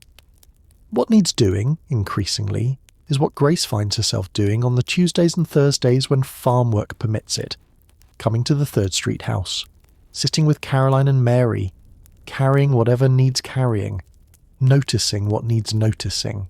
She does not move in. She does not take over. Caroline would not permit either of those things. Not yet. Not for years. The independence that has been the organising principle of the 3rd Street household since 1902 is not something Caroline relinquishes gradually or by degree. But she accepts Grace's visits with the particular quiet gratitude of a woman who knows that accepting help from a daughter is not the same thing as admitting she cannot manage. She can manage. Grace just makes the managing somewhat less solitary. 1914 arrives with a weight that the entire country feels simultaneously. Europe goes to war in the summer of 1914. American intervention is 3 years away.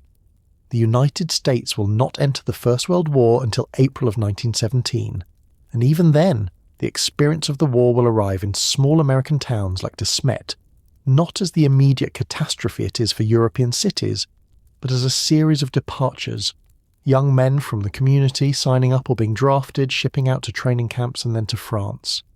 Smet sends its share. This is not an abstraction in a town of 1,000 people. In a community that size, you know the names of the young men who leave. You know their mothers. You sat beside some of those mothers in the congregational church pew for decades, and now you watch them navigate the particular terror of waiting for news that may or may not be good. The war years in Smet are, for the women of Caroline's generation and community, a kind of collective holding of breath. The church mobilises, as churches always do in times of national crisis, organising support networks and sending packages and holding prayer services for the absent boys. Caroline is 74 years old in 1914. She's too old to do the active work of wartime civilian support, but she's not too old to attend the church meetings, to pray with the women who are praying harder than they have prayed in years, to be present in the community in the way that presence itself is a form of holding. She has been a member of this congregation since 1880. She has outlasted enough difficulty in her own life to understand what it looks like from the inside, and she sits with the women of Smet who are watching their sons' faces become the faces of soldiers, and she simply stays. Mary, in those same years, teaches Sunday school. There are children in the class whose fathers and older brothers are somewhere in France. Mary teaches them from her memorized scripture, from the faith that has been the structure of her life since before the blindness, and remained that structure through the 35 years since. She does not offer the children false comfort. She offers them the real kind, which is harder to receive and more lasting in its effect. Meanwhile, in Mansfield, Missouri, Laura Ingalls Wilder has become a writer, not yet a famous one. Not yet the woman whose name would eventually grace the spines of 8 beloved children's books, and whose face would stare out from a postage stamp. She is, in 1911 and into the war years and beyond, a practical Ozarks farm woman who has been contributing columns to the Missouri Ruralist an agricultural newspaper, since the year before Carrie's marriage. She writes about farm life, about women's work, about the practical and sometimes philosophical dimensions of rural American existence. The columns find an audience, something in Laura's voice, the clear, unsparing, and quietly humorous voice of a woman who has survived enough to know what actually matters, resonates with the readers of a farm newspaper in ways that go beyond the practical advice she is nominally providing. She writes the way people speak when they have given up performing and simply mean what they say, and the effect of this is that people read her column and feel, in the particular way that good writing creates, that someone understands them. Caroline receives word of Laura's writing career through the regular correspondence that has sustained their relationship across 600 miles for nearly 2 decades, or the mother who taught herself not to expect the spectacular, who built her life around what was reliable and present rather than what was distant and grand, reads Laura's letters and hears something in them that she perhaps recognises. She has always known Laura was paying attention. She never quite imagined what Laura would eventually do with everything she had paid attention to. That story is still several years from beginning to be written. The 1910 census finds Caroline's household still including boarders. By 1920, the census will show the same. This simple demographic fact, boarders present in the 3rd Street house across 2 census years, a decade apart, is one of the most quietly important pieces of evidence in the entire story of Caroline's widowhood, because it documents, in the official language of federal record-keeping, that the boarding house arrangement established in 1902 was not a temporary measure taken in the immediate shock of Charles's death. It was a sustained strategy.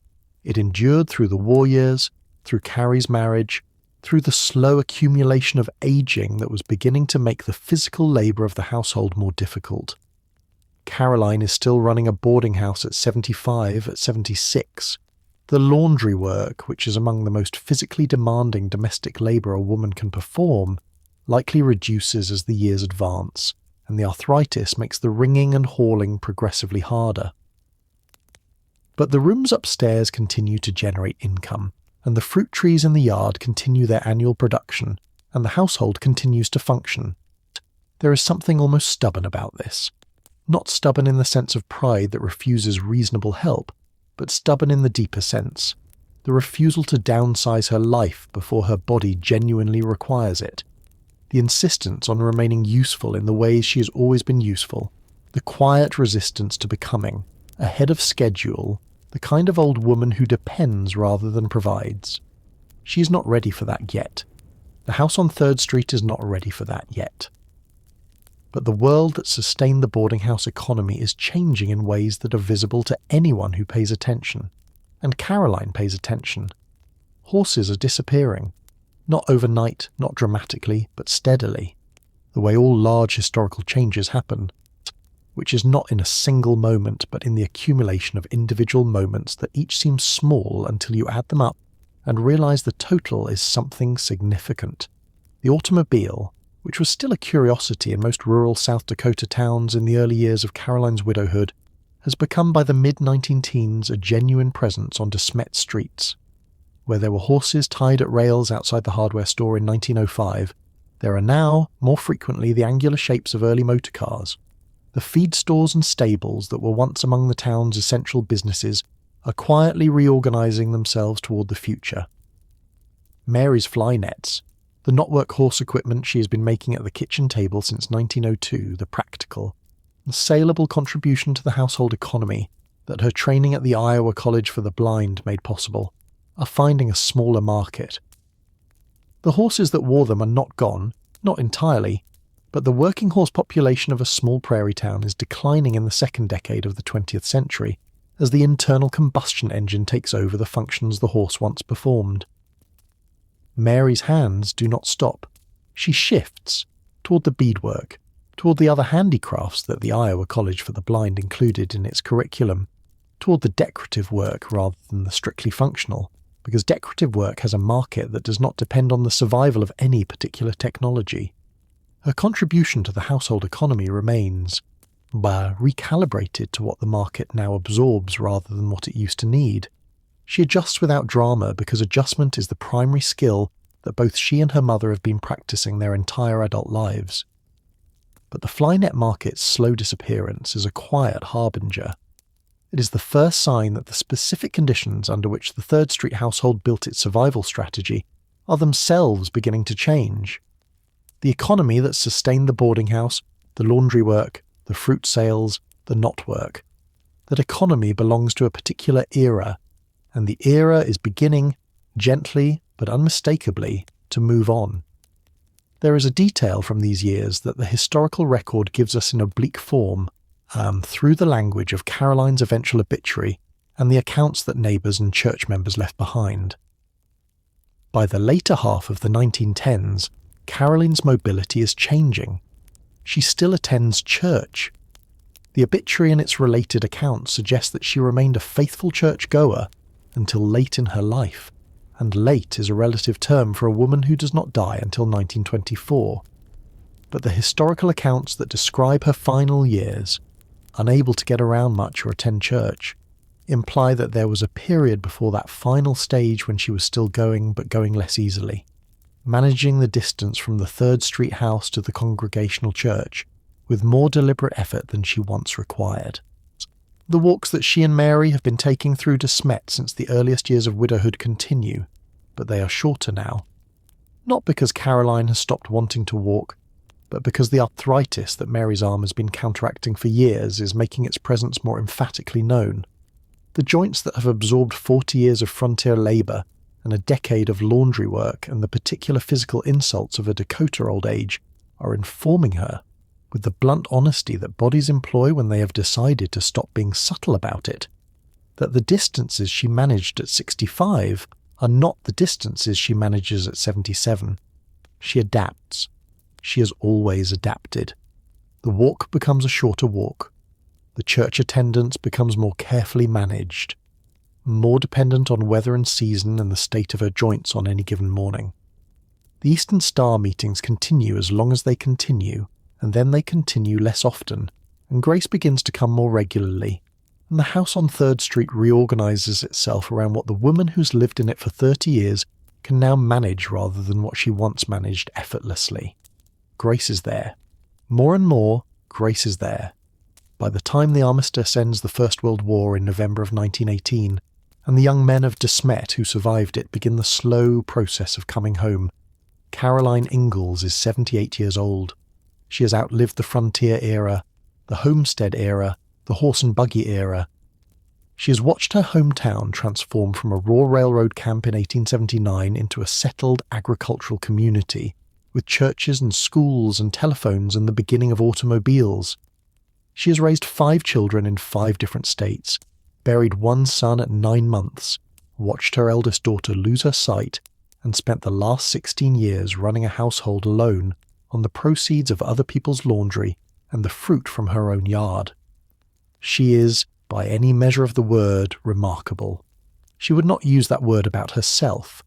She would find the suggestion slightly baffling, the way people who have simply done what was required always find it baffling when someone suggests that what they did was anything other than what you do. You wake up, you build the fire, you make the tea, you do what the day requires, you go to sleep. You wake up again, the letters from Missouri keep coming. Laura is writing, still writing, more clearly every year in the voice that will eventually become one of the most beloved in American literature. She's writing about farm life and women's work and the particular texture of rural American existence. And somewhere in those columns, somewhere in the act of finding words for the ordinary and discovering that the ordinary, described precisely, is anything but, she's beginning to understand something about her own past that she's not yet had the courage to look at directly. She's not ready to write about it yet, but she is getting closer.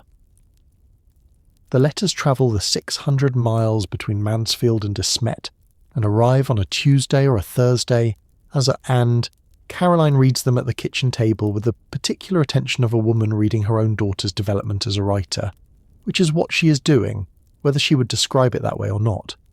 She sees what Laura is becoming. She has always seen more than she said.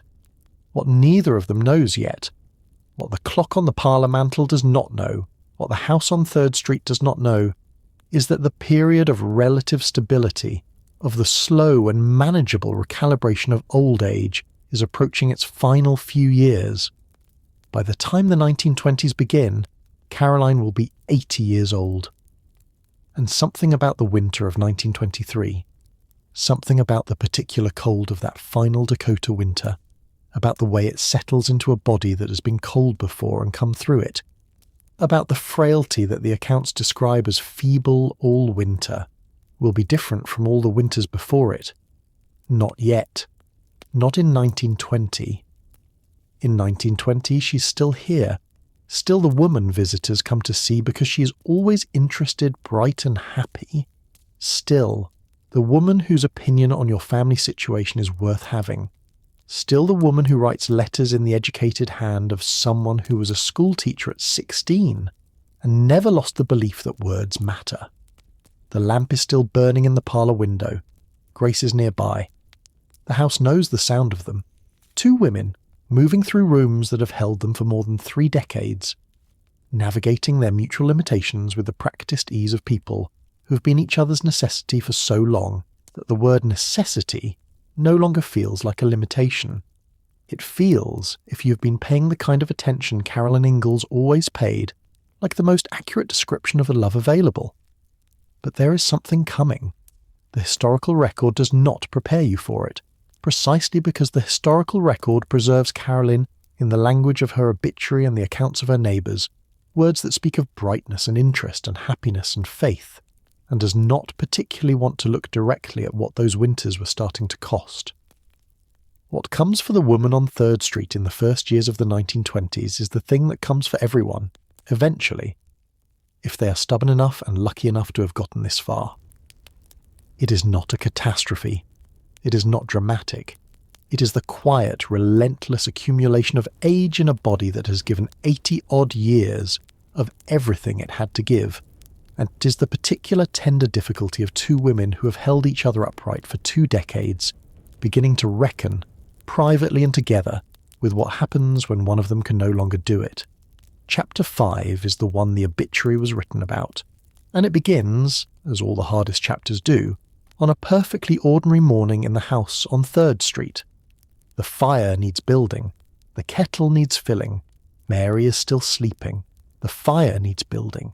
The kettle needs filling. Mary is still sleeping. These 3 facts have organised every morning in the 3rd Street house for more than 2 decades now. They're as much a part of the structure of the day as the walls themselves, as automatic, as unquestioned, as permanent as anything in Caroline's life has ever been. She has built the fire while Caroline was young and capable of building it herself, while she was middle-aged and efficient at it, and now she builds it at 81 years old with the methodical care of a woman who understands that the small daily acts of survival require more deliberate attention than they once did, and who makes that adjustment without complaint because she has always made adjustments without complaint. That is simply what you do. But this particular morning, a cold Dakota morning in the early 1920s, when the frost has painted the inside of the kitchen window with its white lace, and the temperature inside the house drops by 10 degrees in the night. This particular morning it takes longer than it used to. The hands are slower, not incapacitated, not unable, but slower in the way of hands that have spent 80 years of winters on the Dakota Prairie, and have absorbed each one into their joints and kept the memory.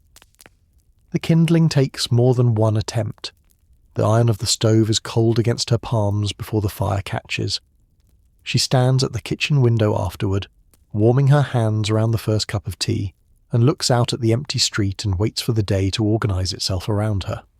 Mary will be up in half an hour, she always is.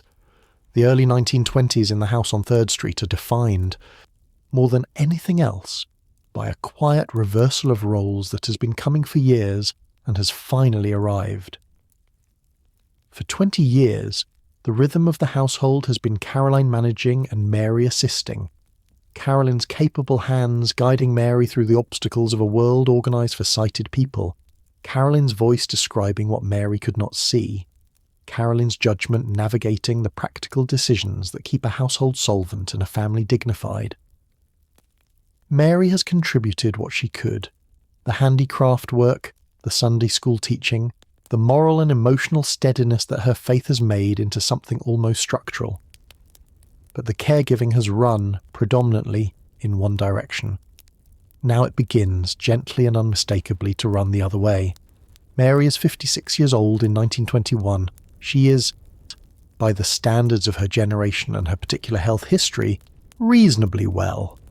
The blindness that has been her constant companion since she was 14 has not diminished her in ways that compound with age the way some conditions do. She knows the house by heart in the way that only a person who has moved through it without sight for 30 years can know it. Every door, every threshold, every corner of every room committed to a memory so exact that she could navigate it in perfect darkness without breaking her stride. Which means that when Caroline's arthritis makes the kitchen floor an uncertain landscape on a cold morning, when the distance from the bedroom to the stove involves careful steps and a hand on the wall, Mary is there before Caroline asks. She's not asked often. That is part of what makes it work. Mary learns to anticipate. She learns the sound of her mother's careful mornings, the slower footsteps, the slight pause on the threshold between the bedroom and the kitchen hallway, the way the hand settles on the wall a beat before it needs to. She learns it the way she has always learned the house, by attention so complete and so practiced that it stops registering as effort and becomes simply knowledge. She knows when Caroline is having a hard morning before Caroline says a word about it. She brings the tea. She does not make a production of bringing it. This is how they manage the role reversal, not by acknowledging it, not by making it a moment of grief or gratitude, or the kind of explicit tenderness that would require both of them to look directly at what it means. They manage it the way the Ingalls women have always managed the unbearable truths of their lives, with practical care, with forward motion, with the particular grace of people who have agreed, without speaking the agreement aloud, that the work matters more than the feelings about the work. Grace comes on Tuesdays and Thursdays. This is not a formal arrangement. It has evolved into something so regular that it functions like one. Nathan drives her in from the farm. She appears at the 3rd Street door with whatever the season has provided from her own household, and she stays for the afternoon. She brings news of the outside world, which Caroline and Mary receive with a particular appetite of people whose access to the outside world is increasingly mediated by visitors rather than direct experience. What Grace does not bring, and what she never has brought, is fuss. She does not arrive with the visible anxiety of a woman performing a duty. She does not rearrange things that don't need rearranging, or offer help with tasks that are being managed adequately. She arrives, she sits, she helps, where helping is needed, and is quietly present where it isn't. This is the most useful thing a person can be in a household where independence is the last dignity still fully owned, and Grace has understood it for years. By the early 1920s, the circle of the household has narrowed. The boarding house, the economic cornerstone of 20 years of widow survival, operates with fewer rooms than it once did. The laundry work has ended. The physical demands of hand-washing and wringing have been quietly set aside at some point in the past few years, with the matter-of-fact pragmatism that has always characterized Caroline's relationship to her own limitations. You do the work until the work becomes genuinely impossible, and then you adjust the work and don't mourn the adjustment. What remains of the income strategy is the fruit. The trees in the yard still produce, still reliable after 3 decades, still the most passive and least physically demanding of all the strategies Caroline established in 1902, and whatever contribution Grace's visits make to the household's practical functioning. The community helps, in the quiet way that small-town communities have helped their ageing members since before anyone had a word for community care. The Congregational Church congregation checks on its faithful member. The Eastern Star Sisters visit. The neighbours who have known Caroline for 40 years find reasons to pass by the 3rd Street house on their way to wherever they were going. They come, they say, because it is a pleasure to visit her. She is, the neighbours tell each other, and later tell the Smet newspaper, always interested, bright and happy. She asks after their children and their grandchildren. She has opinions about the news. She is engaged with the world in the way of a person who has decided at some fundamental level that the world is worth paying attention to even from a parlour chair. She does not stop being herself simply because the distance between herself and the rest of the world has contracted. There is one thing that contracts with her that she cannot entirely reconcile: the church. The Congregational Church at Smet has been the centre of Caroline Ingalls' spiritual and social life since 1880. She was there at the founding. She watched the building go up. She has sat in those same pews through her husband's death and her daughter's marriage and every ordinary Sunday in between. 40 years of Sundays that have accumulated into something that is no longer just faith or community, but a third category, the kind of belonging that becomes inseparable from identity. By the early 1920s, Sunday service has become more difficult to manage. The cold mornings are hard on the joints. The distance from the 3rd Street house to the church, which she has walked hundreds of times, requires more planning than it once did. There are Sundays when the weather and the body together make the decision that the pew will be empty this week, and the decision is made without drama but not without loss. The church sends the sermon home with the neighbours. She receives it the way she receives all reports from the world outside the 3rd Street house, with attention and gratitude and the quiet refusal to treat the arrangement as a tragedy. The church is still hers. She is still its faithful member. The building and the congregation and the faith that animated both of them do not require her physical presence to remain real, but she misses the singing. That is the detail that the historical record does not preserve, but that the story requires you to understand, because it is the most human cost of the narrowing. Caroline Ingalls grew up in a Wisconsin household where music was part of the daily architecture of life, married a man who played the fiddle and sang and filled every house they ever lived in with sound, raised daughters who could all carry a tune and did.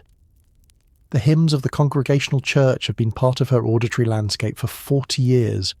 You do not miss a thing that has been that present in your life without noticing the absence as a specific, located gap. She still hums, in the kitchen, in the morning. Laura's letters arrive, as they always have, from Mansfield. They have continued arriving reliably, through the decade, through the war years and the changing economy, and the slow contracting of the 3rd Street household. Laura's column in the Missouri Ruralist has continued through this period, and the voice in her columns has been developing in ways that someone paying attention to language, as Caroline has paid attention to language since she was a 16-year-old schoolteacher, would recognise as the development of something unusual. The letters and the columns are different things. The letters are private, the direct communication between a daughter and a mother 600 miles apart, carrying the news and the ordinary details of farm life that fill the spaces between the larger events. The columns are public, Laura writing for readers she has never met, and finding in the experience of an Ozarks farm woman something that resonates beyond its specific geography. In Mansfield, in the early 1920s, Laura is in her mid-50s. She has been writing the Missouri Ruralist columns for over a decade. She is good at it, better than good, which is a word that does not quite capture what happens when a writer finds their own voice and learns to trust it. Something in the act of writing, of finding words for the ordinary, and discovering that the ordinary contains more than you expected, has been doing something to Laura's relationship with her own past. She has not yet looked directly at it. The material that will eventually become the Little House series is still stored in the future, waiting for the moment, several years away still, when she will begin writing it down. But she's getting closer. The distance between writing about farm life for a Missouri newspaper and writing about the childhood that made her the woman writing for the Missouri newspaper is shorter than it appears from the outside. It is in fact the distance of a single decision. Caroline reads the letters and does not say what she knows. She has never been a woman who said everything she knew. The winter of 1923 arrives, the way South Dakota winters always arrive, with a certainty that is almost conversational, as if the cold is not threatening but simply stating a fact. Caroline is 83 years old in the autumn of 1923. She has been, through the preceding years, managing, the word that has covered everything from genuine capability to quiet stoicism throughout the 21 years of her widowhood. She has been managing the mornings with the slower hands. She has been managing the Sundays with the reduced attendance. She's been managing the household with Grace's twice-weekly visits and Mary's quiet, practiced anticipation. The 1923 to 1924 winter is different. The Smet newspaper will later describe it with 3 words: feeble all winter. 3 words that contain, in the compressed language of small-town obituary writing, an entire season of difficulty that nobody outside the 3rd Street house witnessed directly. Feeble all winter means the mornings became harder than they had been. It means the parlour chair became the centre of the day's geography rather than a resting point between other activities. It means Grace began coming more often than Tuesdays and Thursdays, and the visits became longer, and the things Grace did in the house became more necessary rather than simply helpful.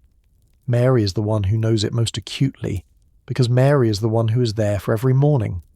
She brings the tea without being asked. She keeps the fire built through the night with more attention than before. She navigates the house with her 30-year knowledge of its exact dimensions, and is always in the right place before the need is articulated, which is the most useful kind of presence and the most invisible. What passes between them through that winter? What 2 women who have been each other's constant companions for 21 years say or don't say when one of them is failing and both of them know it? The historical record does not preserve. What it preserves is the fact that they were there together, that the house on 3rd Street was occupied by both of them through the entire winter, that neither of them was alone in it. That is something. April 20th, 1924. It is Easter Sunday. The Congregational Church congregation has assembled that morning for the Easter service, the most significant Sunday of the Christian year, the service that gives the rest of the calendar its meaning, the one that Caroline has attended every spring for 40 years. She's not there this morning. The congregation knows she has been feeble all winter. They hold the service and they pray and they sing the resurrection hymns that have been the sound of Easter in Smet for 4 decades. At 5 o'clock in the afternoon, on Easter Sunday, April the 20th, 1924, Caroline Lake Quiner Ingalls dies at home. She's 84 years old. The Smet newspaper will describe the death as unexpected. That word appears in the account alongside the acknowledgement that she had been feeble all winter, which seems, to the modern reader, like a contradiction. How do you expect someone to survive winter and be surprised when spring takes them? But the word carries its own kind of accuracy. She did not die in the depths of the cold. She survived the winter she was feeble through. She was still here in April, still present in the parlour, still interested and engaged, and the woman visitors came to see because she was always interested, bright and happy. And then, after a short illness, the specific nature of which the historical record does not detail, she was gone. The timing is its own kind of statement. Easter Sunday, the day the Christian tradition assigns to resurrection and return, and the particular promise that death is not the final word. Caroline Ingalls, who was a faithful member of the Congregational Church to the end of her life, died on the day her faith said was the most important one in the calendar. Whether she knew it was Easter, whether the awareness of the date was part of the final hours, the record does not tell us. But the date is there, preserved in the official documentation, in the obituary, in the church records, April 20th, 1924, Easter Sunday, 5 in the afternoon. The lamp was still burning. Mary is in the house when it happens. This is the fact that the historical record places before us without commentary. The 2 women who have lived together for 21 years, who have been each other's constant companions since 1902, are together at the end. Mary, who cannot see the light leave the room, who knows the house through sound and touch and the particular attention, that absence of one sense sharpens all the others into. Mary is there. What she does in the hours afterward is not recorded. What happens next in the practical unfolding of the days that follow is recorded. The funeral is held at the Congregational Church, the church where Caroline was a founding member in 1880, the church whose pews she has sat in for 44 years, the church whose congregation is her community and her spiritual home, and the social framework that has given her widowhood its structure. The service draws the congregation and the neighbours and the Eastern Star sisters and the people of Smet who have known Caroline Ingalls for 45 years since the days when this town was raw and new and the people building it were young. She is buried in the de Smet cemetery beside Charles, beside the man who promised her, before the last move, that de Smet was the last move. He kept the promise. She kept it too for 22 years past the keeping of it, in a house they built together that she alone sustained into old age. They are together now in the way that the people who built this town are together in that cemetery. The founders, the settlers, the ones who arrived in 1879 when the Prairie was still being measured and named. The stone is there. The name is there. Caroline Lake Ingalls, born December 12th, 1839. Died April 20th, 1924. 84 years, 4 months, and 8 days of living, of which only the first 62 were recorded in any published account.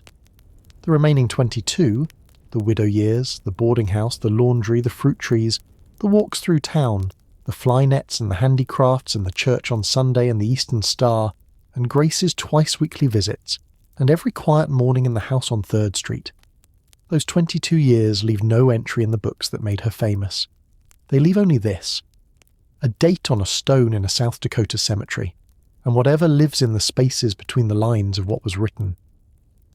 The news reaches Mansfield, Missouri by letter. Laura Ingalls Wilder is 57 years old when her mother dies. She has been corresponding with Caroline for 30 years, since the move to Missouri in 1894. She has been the distant daughter, the one who knew her mother primarily through the written word, through the letters that travelled 600 miles in both directions, carrying the news and the ordinary details and the voice that Caroline maintained in her letters with the same educated clarity she had maintained since she was a schoolteacher at 16. Now the letters stop. Laura writes a memorial piece for the Missouri Ruralist. She writes about her mother in the careful, clear voice of a woman who has been practicing the act of putting difficult truths into print for 13 years. She does not write about the 22 years of widowhood, not publicly, not yet. She writes about what she can write about, which is the figure she knew, the woman who was her mother. And then she goes quiet on the subject. Not completely quiet, not permanently. But something in the silence after Caroline's death, and the particular absence of the voice at the other end of the correspondence, begins to work in Laura the way that things that cannot be said aloud sometimes work. Underground, in the dark for years. 5 years in this case. Mary does not stay in the 3rd Street house. There is no one left to stay with. The household that was organised from its beginning around the needs of 2 women, one sighted, one blind, one caregiver, one cared for, has no framework for existing around one woman alone. Mary is 59 years old. She's blind and has been blind for 45 years and has managed that condition with a dignity and a competence that the Iowa College for the Blind equipped her for and that her own character sustained through decades of daily application. But she cannot manage the 3rd Street house alone. She moves to Grace's home. Grace Ingalls Dow and Nathan have their farm outside de Smet in Manchester, South Dakota, and Grace, who has been the primary nearby family for 12 years, who has been coming to 3rd Street on Tuesdays and Thursdays and more frequently than that through the hard final winter, takes her sister in with the same quiet, not competent care she has been offering all along. Mary transitions from the house she has lived in for 35 years to the farm household of her younger sister. The geography of her life, which has been organised around the rooms of 3rd Street and the known streets of de Smet, must be relearned from the beginning. She relearns it. She is Mary Ingalls. She has been relearning things since she was 14 years old and the world went dark. After some time with Grace, she moves again to Carrie's home in Keystone, South Dakota, in the Black Hills country 400 miles west. Carrie and David Swansea's household absorbs Mary as Grace's did, practically, affectionately, without drama. She is with Carrie in Keystone on October 20th, 1928, when pneumonia takes her. She is 63 years old. She has been blind for 49 years. She has outlived her parents and the brother who died at 9 months, and all the settled expectations that the frontier had for a woman like her. She taught Sunday school to children who grew up to have children of their own. She made fly nets and beadwork with hands that knew the weight and texture of everything they touched. She walked through de Smet beside her mother for 22 years, each of them compensating for what the other lacked, the tall, thin daughter and the short, matronly mother making their way down the same streets year after year. The de Smet street where they walked is still there. She's buried in Manchester, South Dakota. In Mansfield, Missouri, Laura Ingalls Wilder is 61 years old when Mary dies. She is still writing. She's always writing. The columns for the Missouri Ruralist have ended. The paper's focus shifted. Laura's tenure with it concluded. But the writing does not stop, because writing for Laura Ingalls Wilder has become something closer to breathing than to work. And in 1929, something happens that the whole preceding story has been building toward without knowing it. Laura begins writing her own life down. Not the columns, not the farm reports and the practical philosophy and the observations about rural womanhood that she has been honing for 18 years. Something different. Something that goes back further to before the Missouri Ruralist, before Rocky Ridge Farm, before Almanzo and the Wagon and the Prairie. Back to the beginning of her memory, here to Wisconsin and Minnesota and the Indian Territory and Kansas, and the long wagon journeys of her childhood, and the particular man who drove those journeys and the woman who sat beside him and said, quietly, firmly, finally, this is the last move. She calls the manuscript Pioneer Girl. She writes it in 1929 and 1930. It will not be published in Laura's lifetime in that form. What it becomes instead is something much larger, the seed of a series of 8 children's books that begins publishing in 1932 and continues through 1943. The Little House series that will make Caroline Ingalls the most famous American pioneer mother who ever lived. Here is the thing about that fame, the thing that this entire story has been insisting on since chapter 1. The Caroline Ingalls who becomes famous in those books is the Caroline of 1870 to 1885. The young mother in the covered wagon, the patient woman in the small house, the soft voice singing to children in lamplight while the prairie wind tests the walls. That Caroline is real. She's drawn from memory and love and the accumulated detail of a childhood spent watching a woman do everything right under conditions that made everything difficult. The Caroline of 1902 to 1924 does not appear in those books. Not the woman who ran a boarding house on 3rd Street. Not the woman who took in laundry from her neighbours. Not the woman who sold fruit from her yard trees and whose blind daughter made fly nets for a market that was slowly being replaced by automobiles. Not the woman who walked through de Smet with Mary's hand on her arm in a mutual care arrangement so quietly efficient that it looked from the outside like simply 2 women out for an afternoon. Not the woman who was always interested, bright and happy, when visitors came to her parlour chair in the years when she could no longer go to them. Not the woman who was feeble all winter and died on Easter Sunday at 5 in the afternoon at 84 years old, in the house that Charles built and that she alone kept standing for 22 years after he was gone. That woman is not in the books. She is here, in the census records and the church membership rolls and the Eastern Star chapter documents and the obituary in the de Smet paper, in the grave beside Charles in the de Smet cemetery, in the 3-word phrase, feeble all winter, that the local newspaper committed to print and that has survived because historical documents survive things that people think will be forgotten, in the fact of Grace's Tuesday and Thursday visits and Mary's nighttime fire tending and the fruit trees that outlasted everyone who planted them. She is in the story that was considered too ordinary to tell. America got the myth. The calico dresses and the fiddle music and the covered wagons rolling west through a landscape of pure possibility. That story was what the country wanted, and Laura gave it to them with the full craft and love of a writer who had earned her craft through decades of practice, and who loved the material with the particular fierce tenderness of a woman writing about the best parts of her own past. The myth is beautiful. It is genuinely beautiful. That is not the problem with it.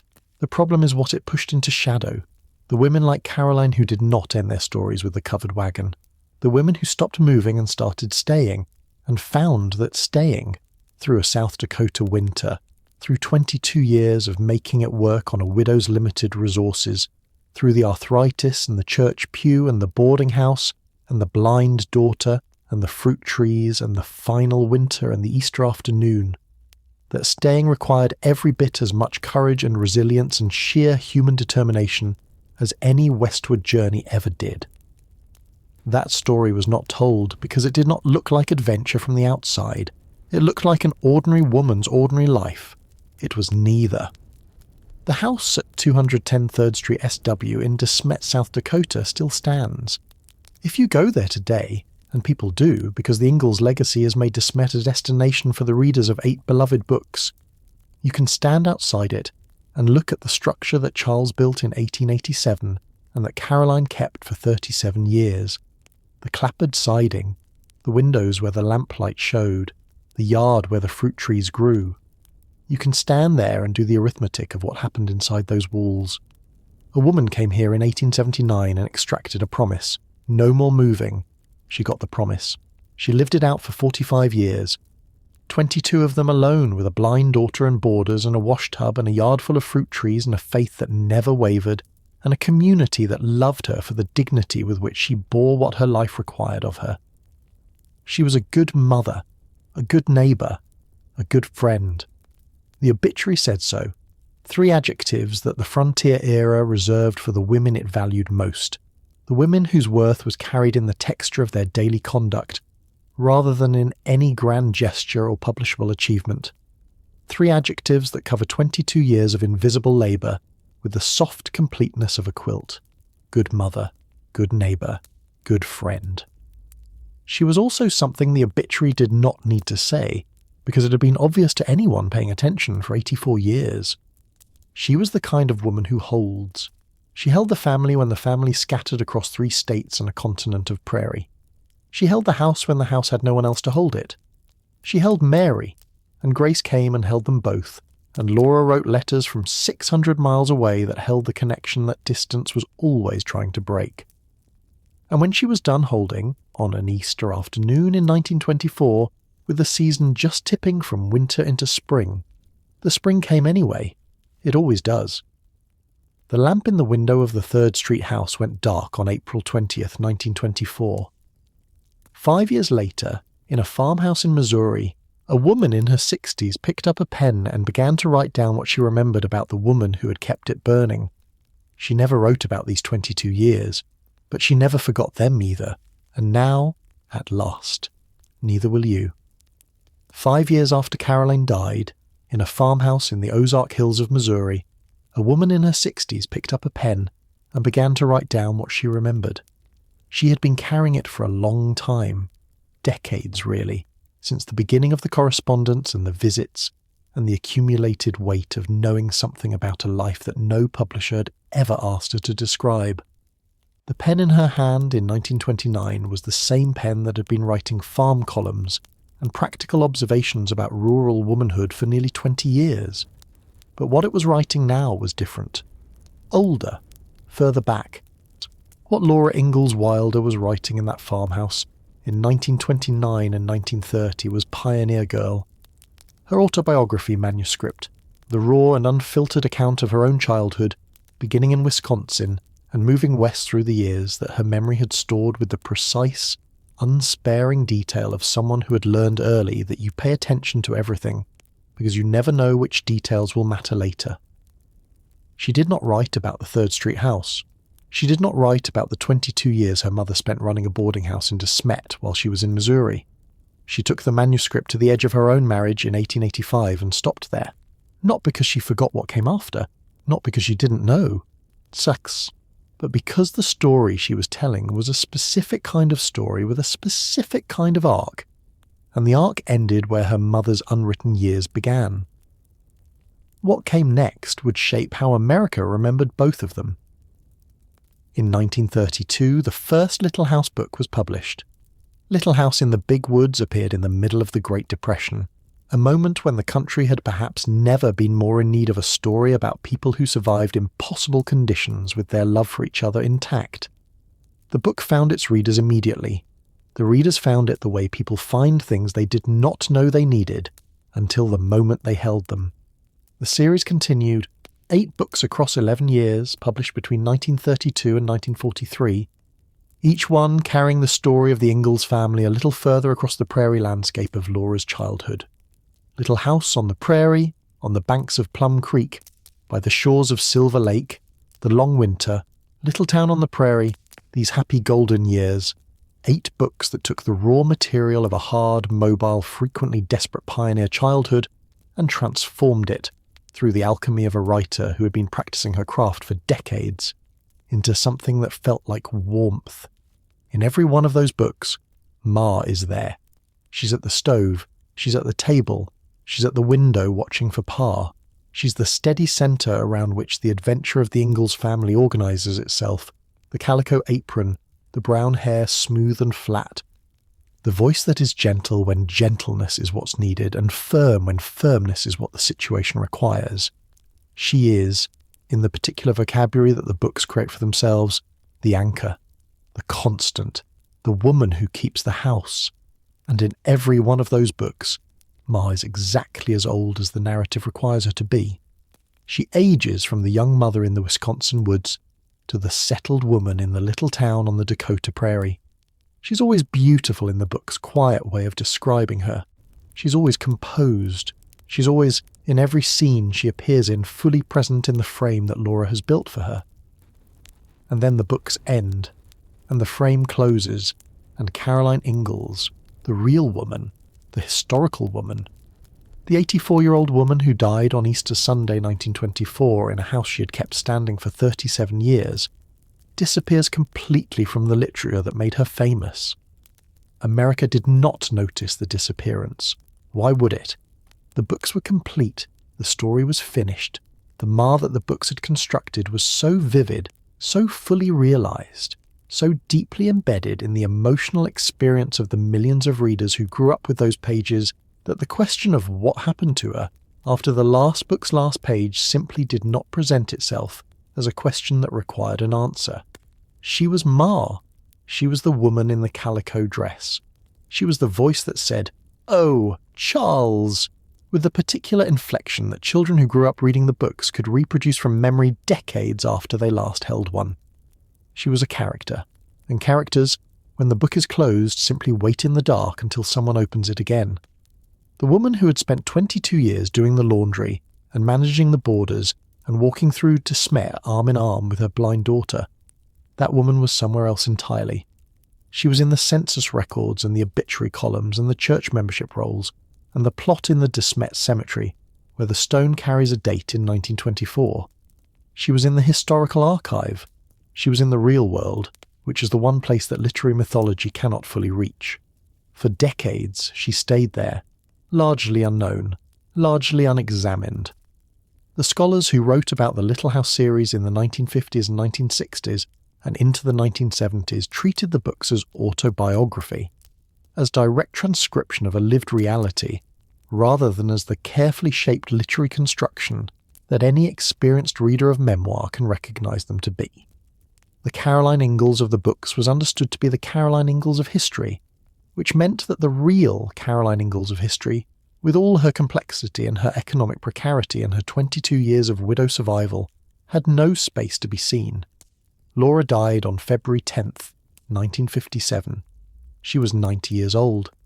With her death, the last living person who had known the real Caroline Ingalls, who had written to her and heard from her, and understood from the inside what the Third Street house had actually been, was gone. The correspondence ended. The private knowledge that existed between a daughter and her memory of a mother went wherever private knowledge goes when there is no one left to hold it.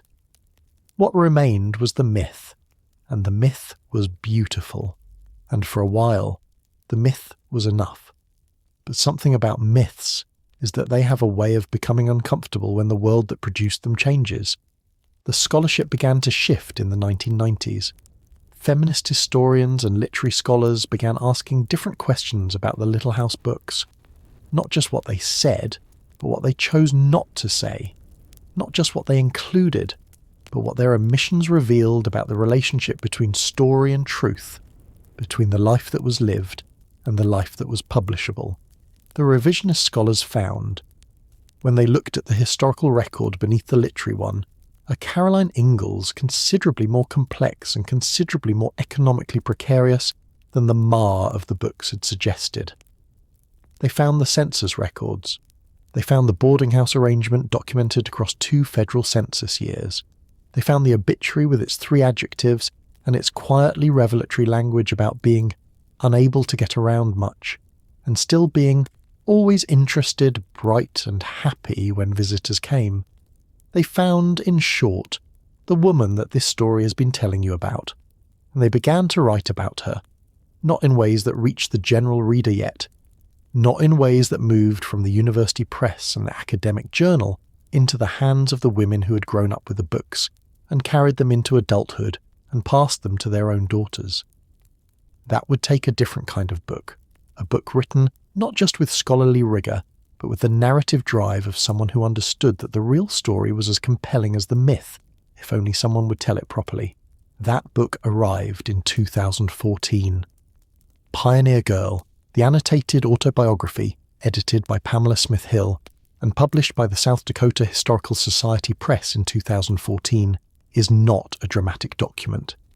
It does not announce itself as a revelation. It arrives in the form of a scholarly edition, Laura's 1929 to 1930 manuscript, the raw autobiography that preceded the Little House series, published at last in its unedited form with the meticulous annotations of a historian who spent years cross-referencing every claim, every name, every date against the available primary sources. What the annotations reveal, methodically and without sensationalism, is the distance between what Laura wrote in the privacy of her autobiography and what she chose to put into the published books. The details that were softened, the difficulties that were elided, the economic realities that were smoothed into something more palatable for a Depression-era readership that needed stories about survival, not stories about the specific humiliating mechanisms by which survival was actually achieved. The Pioneer Girl annotations did not tell the story of Caroline's widow years directly. Laura's manuscript, like the published books, ended at 1885 and did not follow her mother into the 20th century. But the scholarly apparatus around the manuscript pointed toward that gap, named it as a gap, and gave historians and readers alike the tools to understand that what the books contained was a selection rather than their totality. De Smet began to be researched more carefully. The Kingsbury County Census records were pulled out and read alongside the literary record. The church membership documents were examined. The obituary in the De Smet newspaper, the one that said good mother, good neighbour, good friend, and always interested, bright and happy, was read not as eulogy but as evidence, and the woman who'd been hidden behind the character began, slowly and incrementally, to come back into focus. Then in 2017, Caroline Fraser published Prairie Fires, The American Dreams of Laura Ingalls Wilder, which won the Pulitzer Prize. Fraser's book, rigorously researched, compellingly written, the kind of biography that changes the way an entire reading public understands a subject they thought they already knew. Put the real history of the Ingalls and Wilder families before a general audience for the first time. It placed the Little House books in the full context of the lives that produced them. It was honest about the economics, honest about the omissions, honest about the gap between the myth and the record. It was, in its own way, the book that finally said what the historical documents had been saying for decades in their quiet archival voice, that survival on the American frontier was more complicated, more precarious, and more dependent on community and family and the labour of women than the mythology had ever acknowledged.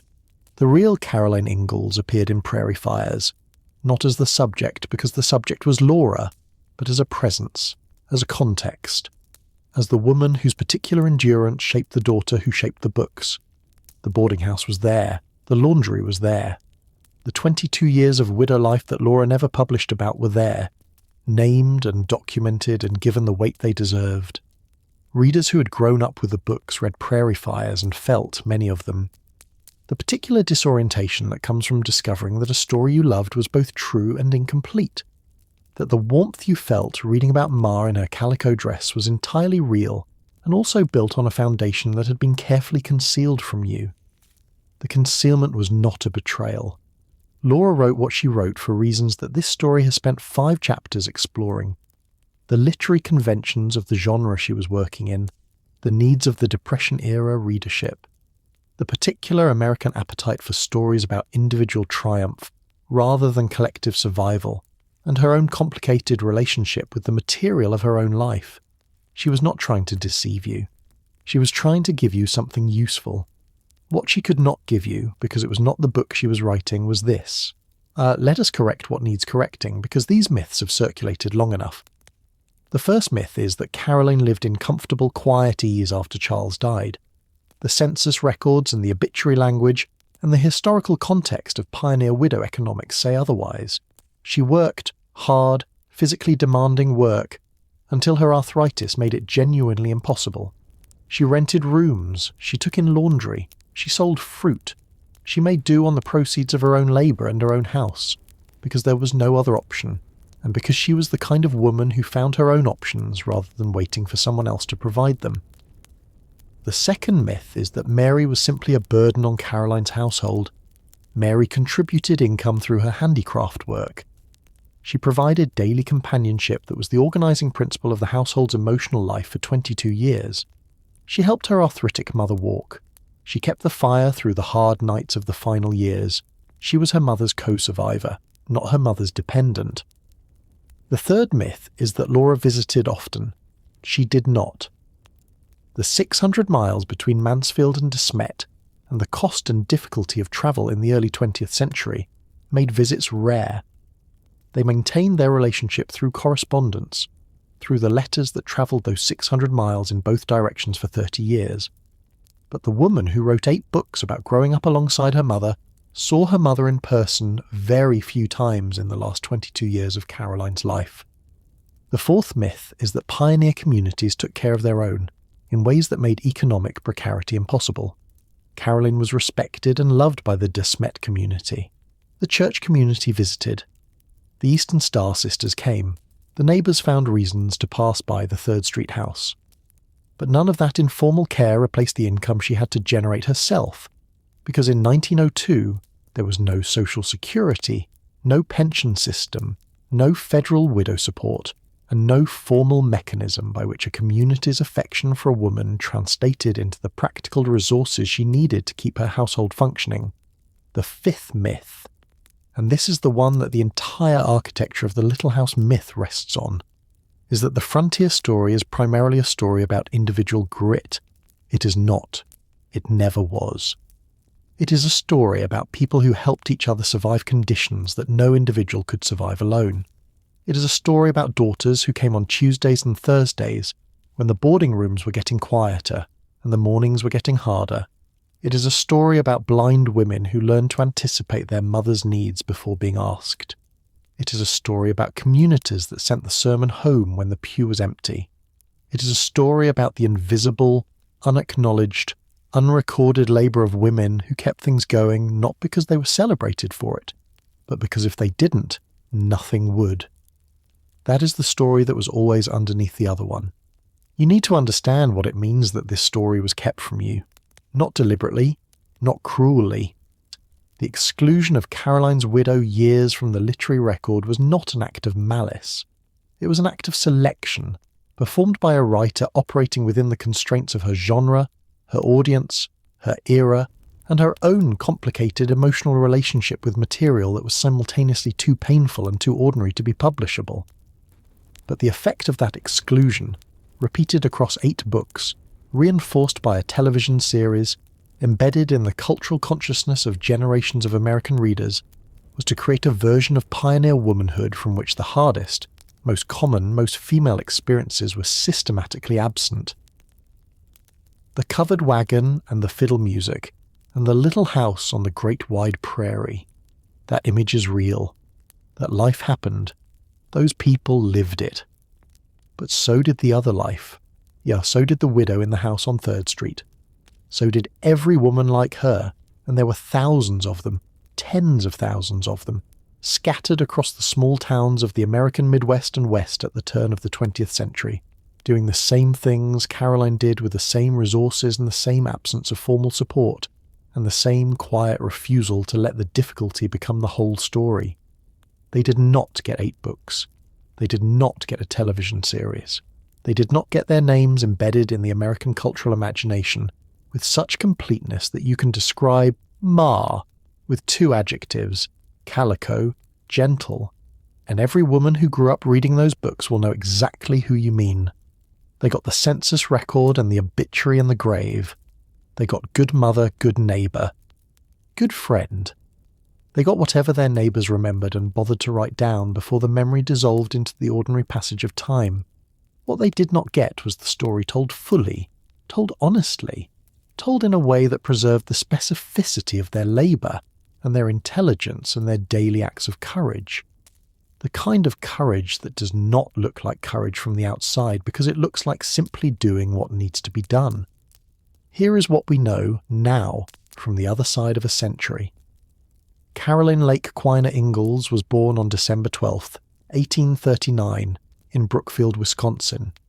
She was the fifth of 7 children, the daughter of a man who drowned when she was 5, the daughter of a woman who rebuilt her household with the practical efficiency of someone who did not have the luxury of extended grief. She became a schoolteacher at 16 and a half. She married Charles Ingalls at 20 and spent the next 42 years following him across the American frontier, extracting one promise that held, "This is the last move," and then keeping it long after the man who made it was gone. She outlived her husband by 22 years and her daughter, Mary, by 4 months short of 4 years. She outlived the frontier era, the horse and buggy era, the homestead era, and most of the people who had stood with her in the Congregational Church at Smet's founding in 1880. She outlived the world that had made her and entered a new one. The automobile, the telephone, the first war of the modern century, without complaint and without nostalgia, adapting to each change with the same methodical practicality she had always brought to whatever the current situation required. She kept her house for 37 years. She kept her faith for 84. She kept her interest in the world around her. Always interested, bright and happy, until the winter that finally asked more than the body could give. She died on Easter Sunday at 5 o'clock in the afternoon, in the house that Charles built and that she alone sustained, and she was buried beside him in the De Smet cemetery, where both their names are still legible on the stone if you go and look. People do go and look. De Smet, South Dakota is a pilgrimage site for the readers of the Little House books, has been for decades, drawing visitors who come to stand where the books happened, to see the landscape Laura described, to walk the streets of the town where the Ingalls family finally stopped moving. They come for the covered wagons and the fiddle music, and the girl with the braids running through the prairie grass. Some of them, if they pay close attention, find something else as well. They find the 3rd Street house, still standing after more than a century. They find the Congregational Church, still holding services. They find the De Smet cemetery, where the names of the people who built this town are arranged in the democratic equality of the dead. Charles and Caroline together as they were in life, in the town that was the last move. And if they know to look, if someone has told them the story that the books left out, they stand at that grave and they understand something that the books, beautiful as they are, could not quite say. The story they told you about Ma was true, and it was not the whole truth. The whole truth is this. A woman named Caroline Lake Quiner Ingalls was born in 1839 and died in 1924, and in between those two dates she did everything the books described and everything the books did not. She raised 5 children and buried one at 9 months, and watched one go blind at 14, and watched one move 600 miles away and never fully come back. She ran a boarding house and took in laundry and sold fruit from her own trees, and made her blind daughter's handicraft work into a household income stream, because there was no other option. And she was not a woman who accepted the absence of options without inventing her own. As she walked through De Smet for 22 years with a blind woman's hand on her arm, each of them giving the other what the other could not supply alone. Sight and steadiness, mobility and vision, the particular mutual necessity that is the most intimate form of love available to human beings who have been each other's only constant for a very long time. She was interested, bright and happy when visitors came. She was a faithful member of her church to the end of her life. She was a good mother, a good neighbour, a good friend, and the 3 adjectives that her obituary assigned her are not small words. They are the words that the people who actually knew her, and who sat with her in the Eastern Star and knelt beside her in the Congregational Church and bought her fruit and brought their laundry, and rang her doorbell to deliver the week's sermon, when the morning was too cold for her to manage the walk. They are the words those people reached for when they needed to say what she was. Not heroine, not pioneer icon, not the immortal Ma of 8 beloved books and a television series watched by millions. Good, faithful, interested, bright, happy, human. And the scholars who have spent the last 3 decades restoring the real Caroline Ingalls to the historical record, the historians who paged through census documents and church records, and the microfilm of the Smet newspaper archives, and found there a woman far more complex and far more economically honest than the literary character who carries her name. Those scholars have done a thing that scholarship does not always manage. They gave her back, not to the books. The books are what they are, and they're genuinely extraordinary. And the fact that they simplified Caroline Ingalls into Ma does not diminish the warmth that Ma has given to the millions of readers who have loved her. Literature is not history. It is not obligated to be. It has its own truth, its own necessity, its own particular honesty about emotional reality that does not depend on the accurate rendition of census data. But history is also not literature. It does not simplify. It does not select for the warmth and the forward motion and the particular beauty of a family that kept going. It keeps the boarding house and the laundry water and the morning when the fire took longer to build than it used to, and the Easter Sunday at 5 o'clock, and the blind woman who sat with the silence afterward in the house that had held them both for 22 years. History kept Caroline, and now you know her. The women who built this country, who built its towns and raised its children and managed its households and held its families together through the winters that the history books record as statistics, those women were not footnotes. They were the story. The story that didn't get written was not less real than the one that did. The woman who took in laundry was not less heroic than the woman who drove through blizzards. The mother who stayed was not less remarkable than the father who moved. The 84 years of living that ended on an Easter afternoon in South Dakota were not less significant than the covered wagon journeys that began them. They were simply less told. Until now. Caroline Ingalls was born December the 12th, 1839. She became a school teacher before most girls were allowed to imagine such a thing. She extracted a promise from the man she loved and held him to it long after he was gone to hold himself. She ran a boarding house and sold fruit and walked arm in arm through a prairie town with the daughter she refused to abandon. And she was, in the plain, unembellished language of the people who actually knew her, always interested, bright and happy. She was the woman the myth was built on. She was the woman the myth forgot. And she was, in every way that actually matters, the most American story the frontier ever produced. Not because it was triumphant, but because it was true.